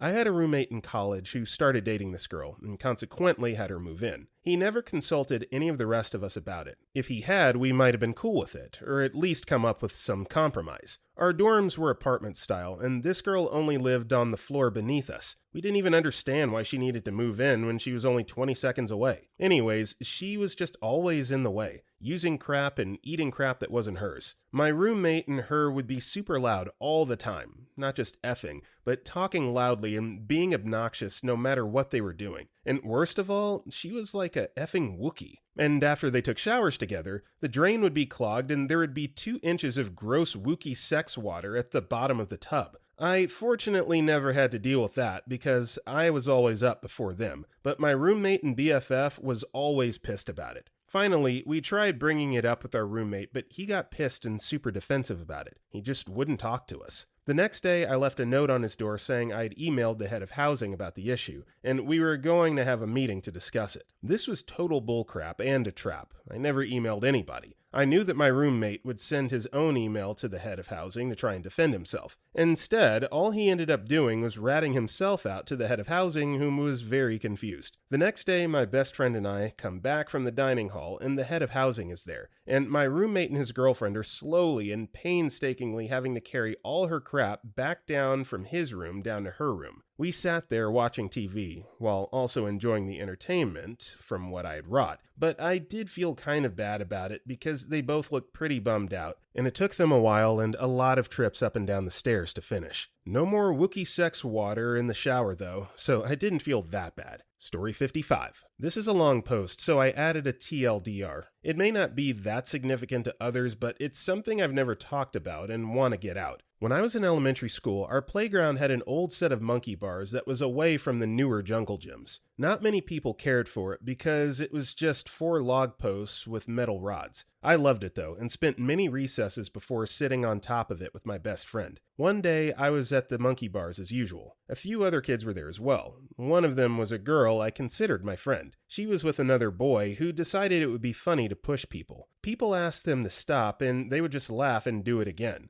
I was mad that my friend was pushing me even when I asked her to stop. I wasn't physically hurt, but my feelings were. Growing up, I wasn't usually confrontational with others. Half of me was upset, but the other half just wanted to fit in and thought if that's how they want to play, then I'll do it too. I went up behind the boy and pushed him. He fell but was okay. Instead of laughing, he was angry at me. That's when it changed from trying to fit in to getting my revenge. It wasn't fair that they could push others but didn't like to be pushed themselves. I was going to stick up for myself and show them both what it felt like. Next was the girl. That's where things went horribly wrong. I pushed her like I did the boy. She fell a lot harder than I thought she would, but unlike the boy, she didn't get up. She cried and cried but wouldn't get up. What happened next is a blur. Teachers ran over and surrounded her. We were told to stay back. Another teacher took my class to her room. She tried to distract us by reading a story, but that didn't cover up the sounds of the ambulance. I could hear the kids whispering, trying to figure out what happened. I felt like everybody was talking about me. I wanted to tell them that it was an accident. I mean, for things to happen this way. Instead, I just sat there quietly, full of guilt, wondering what was going to happen next. When I went home that day, my mother asked me how school was. That's the first time I ever lied to her. To this day, I don't know if the school ever called her to let her know what happened.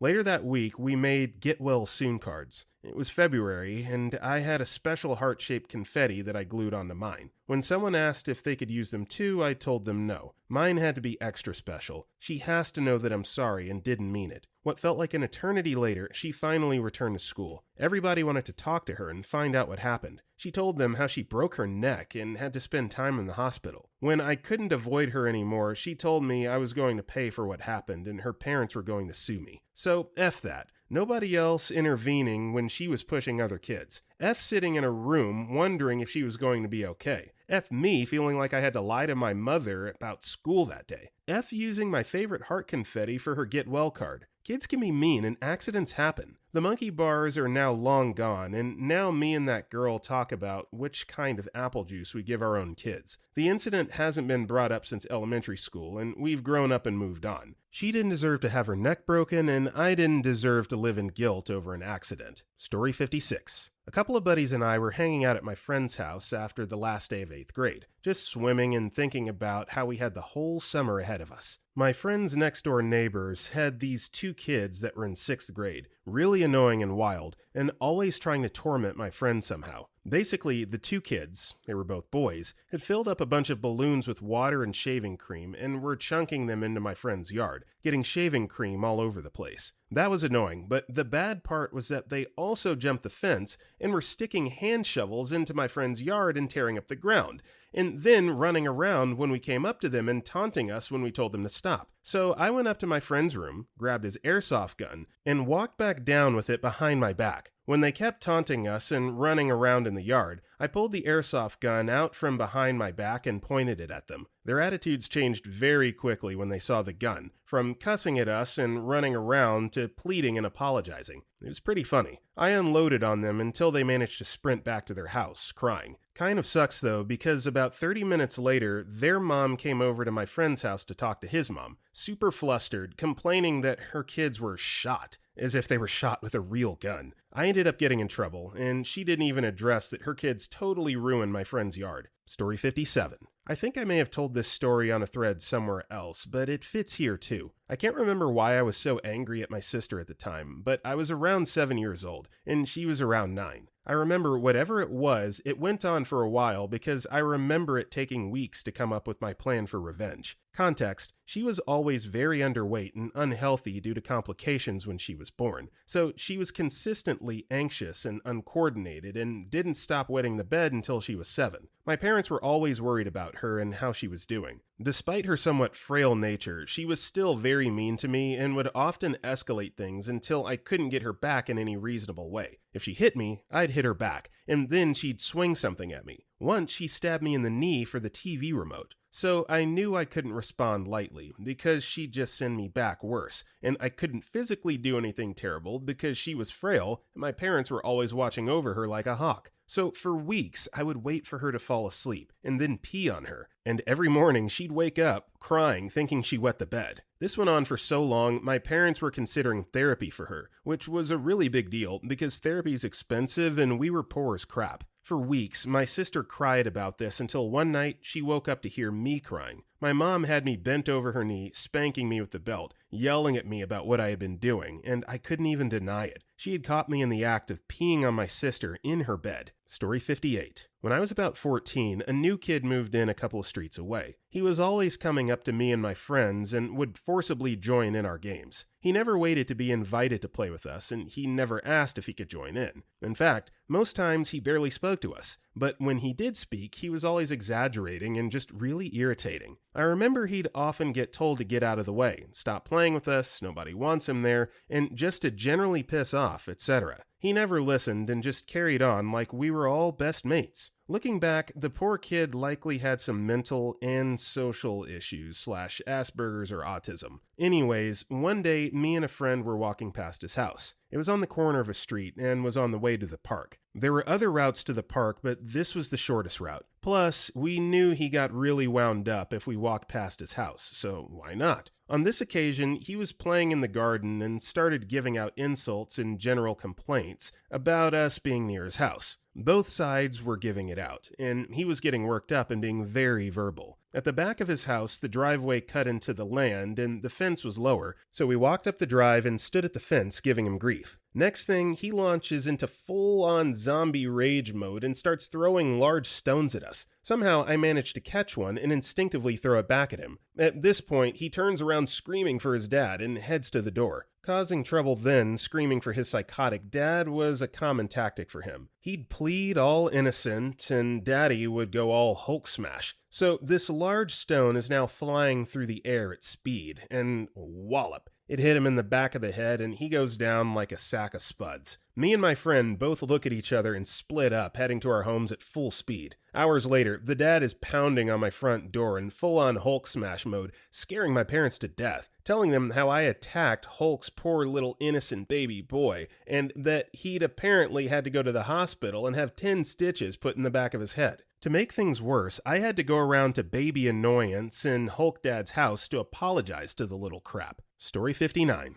Dude was walking up and down our work area. It's a huge conveyor belt, yelling crap like Black Power and F the White Nation, and a few other similarly worded statements. Being the only white guy in my work area of about 30 people, I took offense. I baited him with a couple shut the F up and a really low-key Sig Heal. He didn't take the bait, but kept on coming on with that racial bullcrap. Dude was a good 60 pounds heavier, at least half a foot taller than me, so I had to be smart, you know? I thought about it, and then asked a supervisor when they came close enough to move me because I was uncomfortable with some of the statements being made around me. Soup asked me to specify. I did loud enough for Black Power to overhear. Cue him starting to cuss me out, saying I'm not acting like a man, and then telling me we're gonna fight after the shift. I pretended to try and talk him down. I ain't a snitch, man. I just asked to move. I didn't even mention your dumbass, bro. You just bucked up instantly. And it worked him up even more, like it was supposed to. Supervisor came back around. I told him to bring some popcorn to the parking lot, because someone's about to get their ass whooped after work. He asked me to specify. I did. Dude got fired on the spot. Had a hearing a week later, and the termination upheld. Best part was a handful of my coworkers backing up the story to management. I really thought I was on a one-man team in the workplace for a while. But really though, at the end of the day, we're all just people. I only felt bad because dude just had a kid. But really though, F him. The downvotes bring back that guilt. That feeling of I just should have said F it and let it be. But this situation had been building up for months at that point. It's not like one day out of the blue this crap popped off. It's just that once he started throwing racist bullcrap around, I was finally done with this crap. I still feel justified. I just regret resorting to handling it in a way that got a dude fired. But really though, F him. I go to work, not listen to other people's bullcrap. You can't stop when confronted. Another way will be found. That's cause and effect for you. So I would have downvoted this post too. It sounds to me like OP is completely oblivious to the racial connotations of what he pulled there with that comment and with that remark. So yeah, downvoted, and maybe have a little bit more empathy for why that guy was doing what he was doing and why you retaliating in the way that you did. It's not appropriate. Story 60. When my brother and I were in middle school, he had a friend who lived across the street from us who started being really mean to him for no reason all of a sudden, so they stopped being friends. Well, while they were friends, the kid made the mistake of telling my brother his Facebook password. Turned out it was also his password for everything else, including email, which was rather helpful. And eventually, my brother wanted to get revenge for how mean the kid had been. So we hacked his Facebook and started posting a lot of embarrassing things and messaging all of the popular girls in their school saying weird stuff. We then also made a fake account and friended him, and through messaging him with the fake account became his friend, and got him to tell us all of his deepest secrets, which we would then expose to the world by going into his account and posting about them or messaging them to random people. Eventually he made the connection and blamed our fake account for doing the hacking, and we went along with it and started blackmailing him with that account and calling him from private numbers pretending to be that guy from the fake account. At the same time all this was going on, we were ordering a ton of of food to his house on a daily basis and would watch out our windows. The delivery people would show up and his dad would come outside all confused and get visibly more and more frustrated each day. Eventually, they started leaving their house every day around the time we would order food. We kept this up for a while and did some other stuff, but then it died down and we thought we'd never hear about it again. Fast forward a couple months, and my parents get a call asking for them to take my brother down to the police station. The family had gone to the cops, and they had been able to trace it back to my brother, and when he went down there, the cop managed to scare the crap out of him, and him and I got grounded from using the internet or having any fun at all for a good 6 months, and we had to pay for a lot of the food we ordered. Story 61. So, when I was about 5 years old, my best friend's birthday was coming up, and I wanted to get him something special. My mom had taken me to Toys R Us, RIP, and I saw this really badass tricycle. I was like, wow, that's what I want to get, insert friend's name, for his birthday. My mom didn't want to get it. After all, a trike is usually the type of gift that parents get for their own kids, and my mom didn't want to spend that much on a gift for some little kid. Not that it was expensive, but still understandable. Anyways, I decided to buy it with my own money that I had saved up. Just some cash for doing chores and helping out elderly neighbors and whatnot. So my mom reluctantly agreed to let me buy my friend the tricycle. Fast forward to the birthday party. My friend had opened all his presents and the tricycle was his favorite. All the kids were outside playing ball and tag and doing party crap, and my friend was having the time of his life with his new wheels. After a while, I went up to him and asked if I could try it out. His answer was no, and he was very rude about it. He threw a fit and was shouting that it was his bike and blah blah blah. I mean, we were 5, so that was pretty typical behavior for that type of situation, but I wasn't having any of it. I was furious. I had spent my hard-earned money to get my best friend this tricycle, and he treated me like garbage in return. I got upset and started pushing and hitting at him, so he tried riding away from me. He ended up riding out into the street in front of a vehicle and got hit. I don't remember much more about what happened. I don't remember whether or not he lived. I don't think any of the adults realized that I had basically pushed him out of there. They just thought he rolled out there by himself. I don't even remember the kid's name, but the memory of that incident has stuck with me my whole life. How do you not remember if he lived or not? I mean, I feel like if he didn't live, you would remember that, so let's just assume that he's still alive? Maybe just got tapped by the vehicle? That's terrible. Story 62. My best friend and I had been playing practical jokes on each other for a year when I saw an ad for a small electronic device called an annoyatron. It's a circuit board about the size of a matchbook and has a magnet to hold it in place on a metal surface. It randomly chirps or beeps and drives the victim crazy. So my buddy, Mike, calls me and asks me to come over to his mobile home and help him install a wireless router so he can get on the internet for the first time. He's not a tech person. As we're setting things up, he takes his dog out for a minute and I slip the annoyatron into a pocket door track and push it along the metal track so it's out of sight. Unfortunately, I don't hear it the rest of the time I'm there. I call a mutual friend and he loves the idea and tells me he will let me know if Mike says anything about the beeping.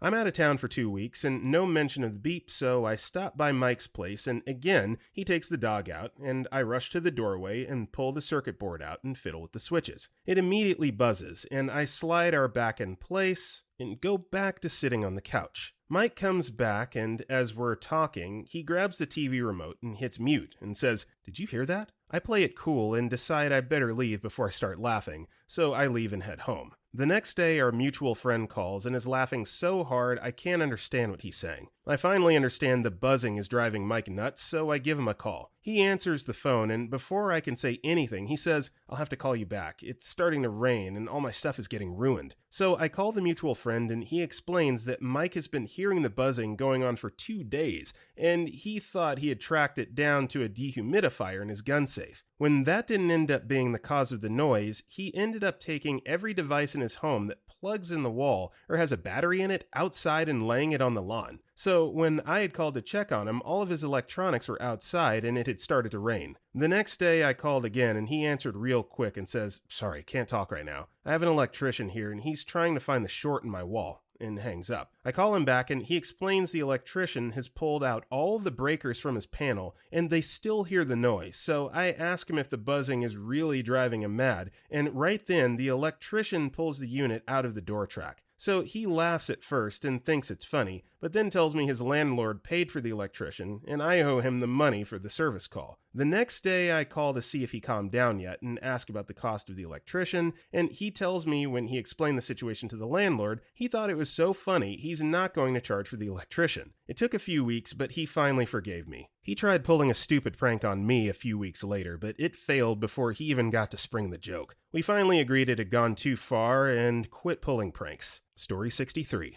A little late to the party. I posted this a while back, so I apologize if you've already seen it, but it was the first thing I thought of when I read the question. The year was 1980-something, and I was in 5th grade. I was a chubby white nerd. There was an Arab kid from 6th grade who used to bully me with his friends, mostly just shoving, name-calling, and heckling, but there were a few times they got really nasty. Once when I was feeling sick and I was in the bathroom at school. By total coincidence, the leader of this group saw me go in. I puked in the toilet, and the next thing I knew, he was behind me and pushed my face into my own puke. Another time, they picked up some dog crap on the way home. They picked it up with a paper bag, ran it behind me, and smashed the bag of dog crap on my head. This kind of stuff, mostly just heckling and fear-jeering, happened every day after school. They lived 1 block past me, so no matter what route I took home, they would follow without being inconvenienced. Every day, as I'd break off toward my house at the end of my walk, the leader kid would say, "You better not tell anyone, right?" I'd say nothing, and I told no one. After stuff like the puke and dog crap incidents, he'd grab me, get in my face, make some comment about how I was a total piece of garbage, and then he'd say, "If you tell anyone, I will kill you." I never told anyone because the way he said it made me believe he'd either kill me or beat me to within an inch of my life. My uncle was a trucker. Not actually my uncle, but I called him my uncle. He used to drive cross country, and he always took his dog, Brutus. Despite his tough name, Brutus was a tiny Pomeranian. We were at his house, and he was telling us a story about 2 guys who tried to rob him at a truck stop while he was walking his dog. Having been a trucker for 20 plus years, he was used to seedy characters and hookers and drug dealers at truck stops. He was also well aware of wildlife that would come out to scrounge in the dumpsters, and had come face to face with hungry forest creatures who thought his dog was a meal. Whenever he'd go out at night, he'd take his tire thumper. It's basically an 18 to 24-inch hard wooden stick used to test semi-truck tires. Don't ask how it works, I'm not a trucker. Anyway, the 2 guys confront him, and he goes for his wallet. He grabs the thumper hanging off his belt instead. He whacks one guy in the head and the other runs away. He takes off, and he ended his story by saying that he didn't know how hard he hit the guy. He wonders to this day if he actually may have killed the guy, but he says he looked at newspapers and never found anything. But this was the 80s. Once he left town, it would probably be hard to look up something like that.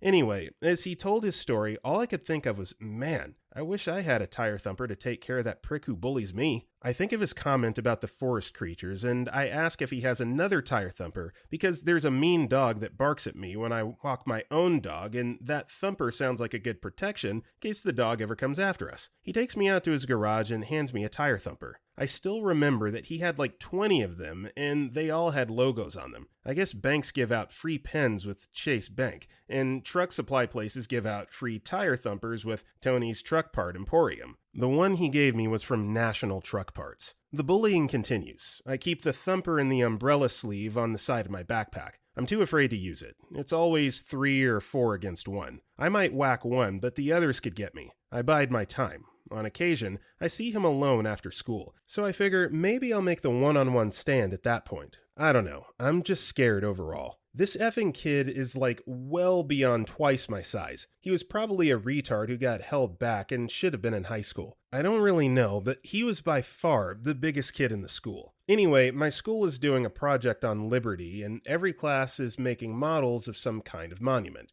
Big models. My class was doing the Statue of Liberty out of chicken wire and clay and paper mache. The teacher offered extra credit for anyone who stayed after school. I stayed. I'm walking home after school, figuring I'm safe since they left over an hour ago. Lo and behold, here comes the bully right behind me. He must have stayed with his class too. He's alone. He's not saying anything, just walking. I get to what we call the trails. It's a chunk of land where no houses had been built on the block. It was about 6 empty plots on one side and 2 on the other, shaped like an L, so you could cut through the middle instead of going all the way around the block. It was like a sparse forest, and kids would come here to ride their bikes on the little trails that weave through the trees and around the bushes. I would always take this shortcut on my way to school, but never on the way home. They usually weren't there to follow me to school, so I felt safe cutting through the little woods in the morning. This time, I decided to take the shortcut home, and if he followed me, I'd beat his ass. As I got to the trails, he started up with, "Hey, fatso," and "I don't have my boys. You think you can take me?" Taunting bullcrap.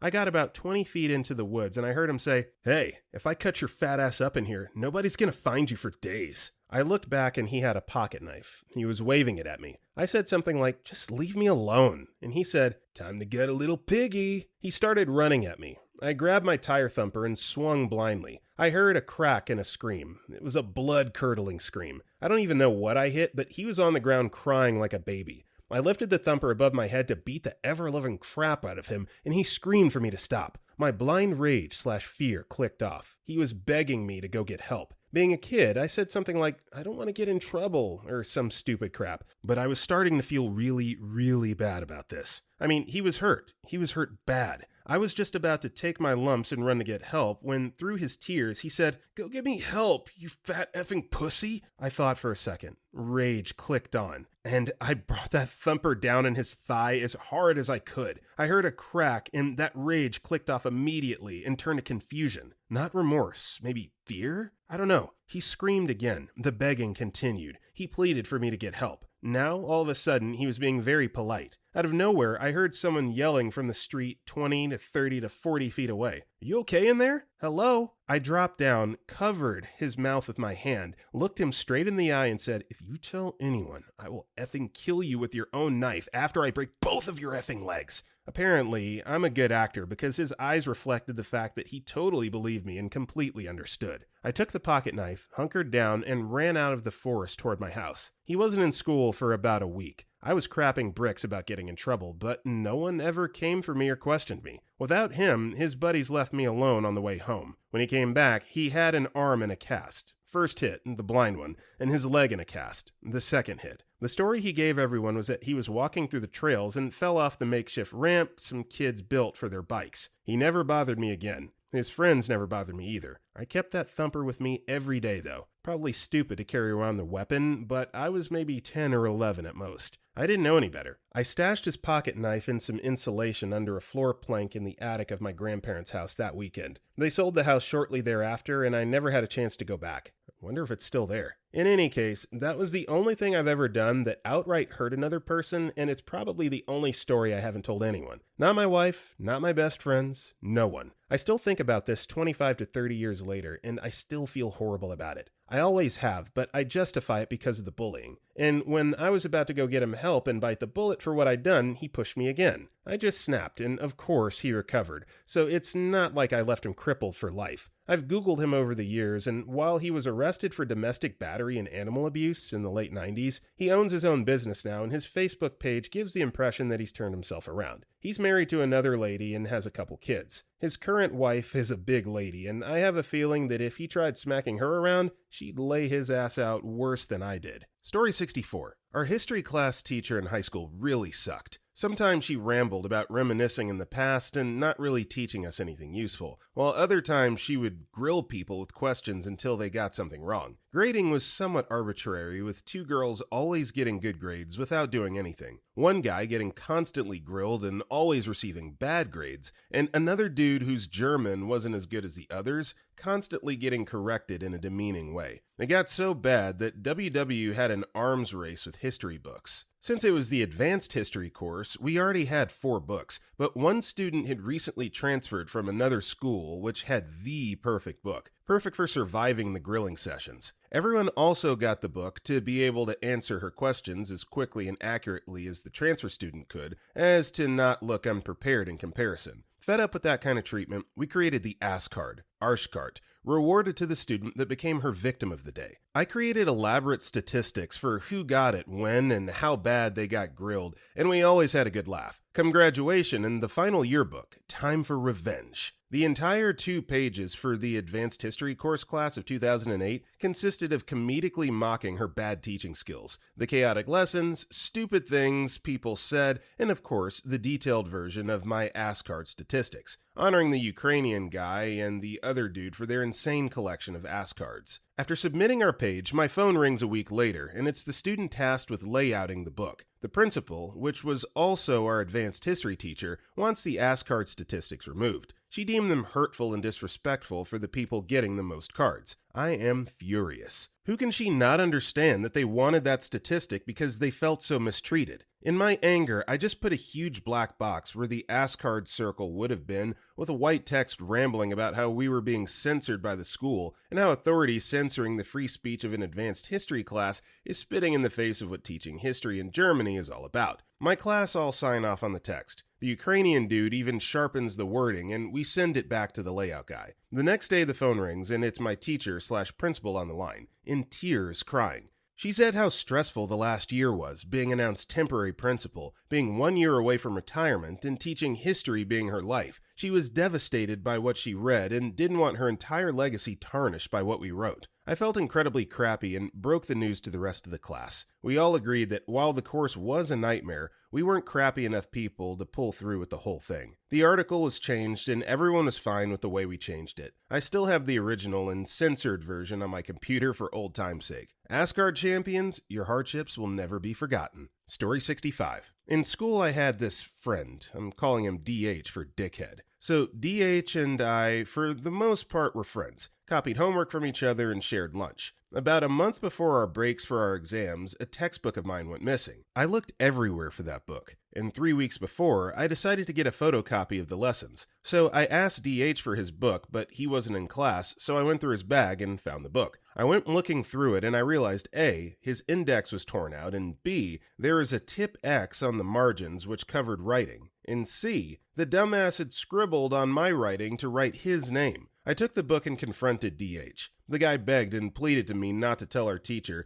because that would probably get him suspended or something. I was seething, but I thought I got my book back and he's sorry about it, so no harm done. I told him I wouldn't tell our teacher. Back at home, and I was thinking about the whole situation and realized that the effer was going to let me fail. That enraged me, so I cooked up a plan. Next day, I took our class topper's social studies notebook and snuck it inside DH's bag before we left for the bus. A few days before the break, during our lunch break, I see our class topper freaking out. So I ask her what's wrong. She says she lost her notebook, and I tell her what happened with me and that it's probably with DH. It was beautiful. She stormed to his bench, took his bag, and went through it before finding her copy. Slapped him and called him a bunch of creative names, all in front of a full class. This much I counted on happening. What I didn't count on was the DI, disciplinary in charge, patrolling the halls and seeing the whole thing. He walks in just as the lunch break gets over, calls DH and our class topper, they leave. 15 minutes later, I get called to the principal's office. I don't know why. I take my book and leave. In the principal's office, I see our class teacher, the DI, principal, and vice principal. Did DH take your book? The DI asks me. Yes, sir, I reply and show him the book. He tore out my index page, wrote over my notes, and put tip X on my book so I wouldn't recognize it. Why didn't you tell anyone? Because I found it in his bag and he said he was sorry. I didn't think he'd have taken someone else's notebook too. They told me to leave with the CT and return to class. Next day, I find out that DH has been suspended for the rest of the week and would not be able to give his exams. It gets worse. This was a term exam which counts toward the final grade. Because he had to miss it, he ended up repeating the grade. Story 66. Back when I was young, sometime in early high school, there was this kid, let's call him Brad, who would try to get 2 boys to fight each other in a boxing match in the upstairs of his parents' spare garage, just now realizing how wealthy this kid's family was. He would goad the 2 into being mad at each other by lying to them about mean crap the other one had said about the other, then get them to put on boxing gloves while he and his friends watched. Weird, sick amusement over the suffering of other people. I had grown up with Brad, but never ended up very close with him. Still, I was around enough in this small town/school that even I had heard of this boxing thing. One day, Brad invites me over, and he hadn't invited me over in what felt like years. I declined, thinking it was related to this boxing thing, and I didn't want to fight anybody nor watch anyone fight. So I told him. He called me stupid and threatened me if I told anyone about it. Of course, he was a buff wrestling jock, who later found out was using steroids, but his lactating nipples are another story. And I was a small, sad art kid. So the threat took, and I didn't tell anyone about the boxing matches.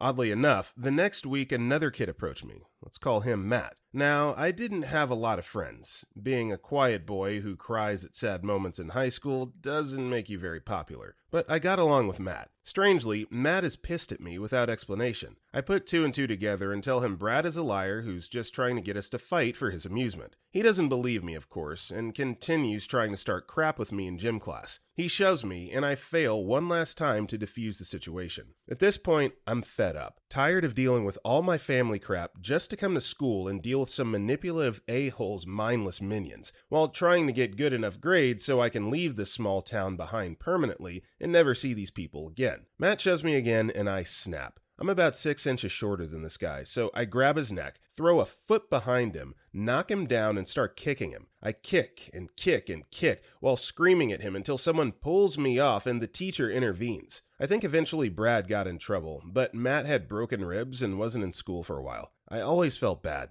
kinda still do, that I got revenge on the wrong person. Someone who was just another victim to the school bully. Now, poetic justice would be two people that this Brad guy's trying to pit against each other, coming to the realization that they're being played, and then in unison, those two get together and they take out Brad 2-on-1. That'd be pretty cool. Story 67. Wow, I almost forgot about this. This is going to make me look like a horrible person, but here goes. We were freshmen in high school gym class. This girl, we'll call her Jay, because I don't actually remember her name, obviously had a crush on me and wouldn't leave me alone. Some days it was fine. I would do something she wouldn't do, like play basketball or whatever. But some days she'd go running around the track with me and the guys or hang out and read/do homework by the bleachers. But gym was the only time I really saw Jay. One day, Jay had just pushed me too far. She asked me a lot of personal questions and wanted to know what I was looking for in a girl. So I developed a story to tell her on the spot. We walked over to the racquetball court, where nobody went for some reason,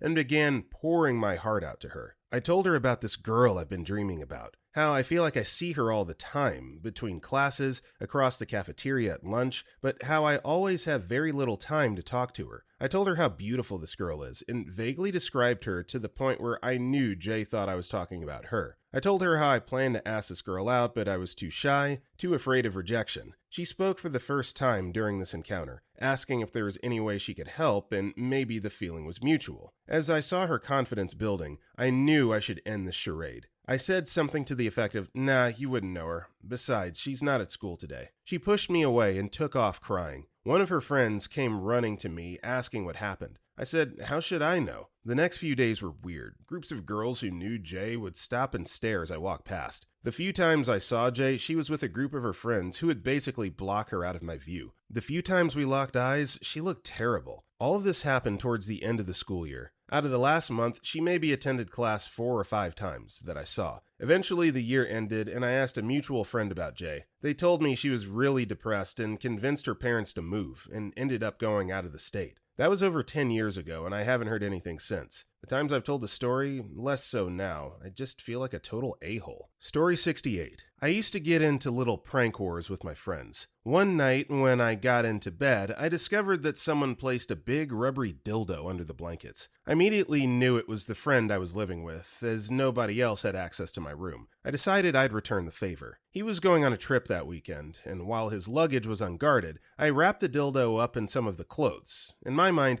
he'd discover it in his hotel room and would be forced to find a way to get rid of it himself. I got a phone call from him that I gladly answered. He was livid. Apparently, he was trying to find something in his luggage with his friends in the room, and couldn't figure out what he wrapped up in his shorts. As he held them up to unfurl them, the dildo rolled out. Phones did too, and everyone began to take pics/record video as he insisted it wasn't his. So on the phone, I laughed it off and told him to not put dildos in my bed if he doesn't want them returned. Only thing was, he was still denying. which was strange because he liked to brag about his pranks. Later that day, I got a message from an ex-roommate asking me if I liked the gift she left me. Apparently, she returned when nobody was home to return her key and get a few remaining boxes. It was during that time that she got the idea to leave one of her toys in my bed because she thought it'd be funny. Turned out I got the wrong target. I didn't even mean for him to end up being recorded with it. I completely thought that the worst that would happen would be him running out in the middle of the night to dispose of it in a dumpster before being seen. Story 69. I was a vengeful kid.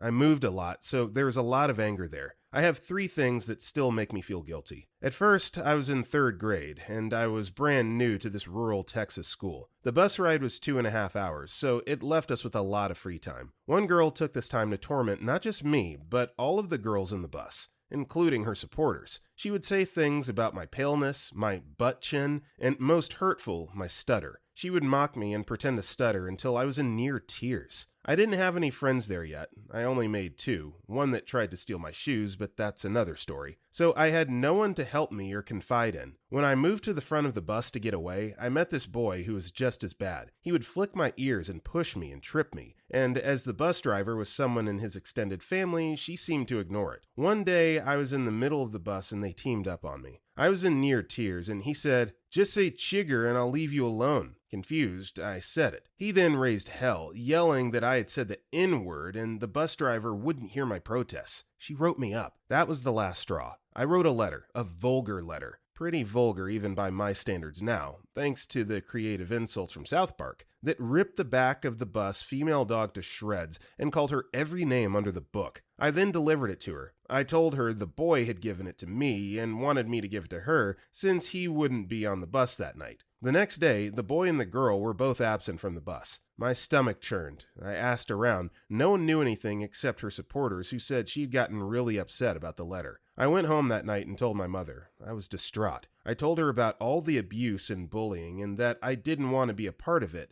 and that I was so incredibly sorry I had written such a nasty, mean letter. I hadn't told her before because at the time, she was in the middle of one of her long drug-worsened bipolar episodes, and I didn't want her to be unresponsive to it, which always hurt the worst. She took me to school the next morning, though, and I told the principal everything. The conversation went much better than I expected. She required 1 day of after-school detention, but she also told me that because I came forward and was willing to apologize, she thought I had learned from it. She told me that if anyone ever bullied me again, to just come straight to her. She called the other 2 involved in, and they never bothered me again. This is pretty long now. The other 2 things are revenge for a guy breaking my jaw with a baseball. I got him back twofold. If anyone wants to hear it, I'll post it. I think this story is just cuter. Story 70. An ex-girlfriend of mine was unhappy about the breakup and decided that a good revenge would be to call pizza delivery services and cabs to my home in the dozens, all at the same time. When the doorbell rang and I looked outside, it looked like a union meeting or a protest of the pizza delivery and cab industry. All the guys were already discussing what was going on. There were cars parked all over the driveway and on both sides of the street. I didn't count them, but it sure looked like 2 or 3 dozen. She must have called every available company in the city. So the designated spokesperson who rang my doorbell asked straightforward if I'm nuts or if this is a bad joke. All of these angry faces staring at me and waiting for an explanation about what was going on. Some of them already calling their boss and talking about suing me. We stared at each other for a couple of seconds with awkward silence, and then I started to explain that I did not call any of them. Then the spokesperson asked me if I had any idea whom had called them. Then it made it click, and I remembered my ex-girlfriend who was pretty mad at me for breaking up with her. I told them briefly about the breakup, which happened a couple of days before,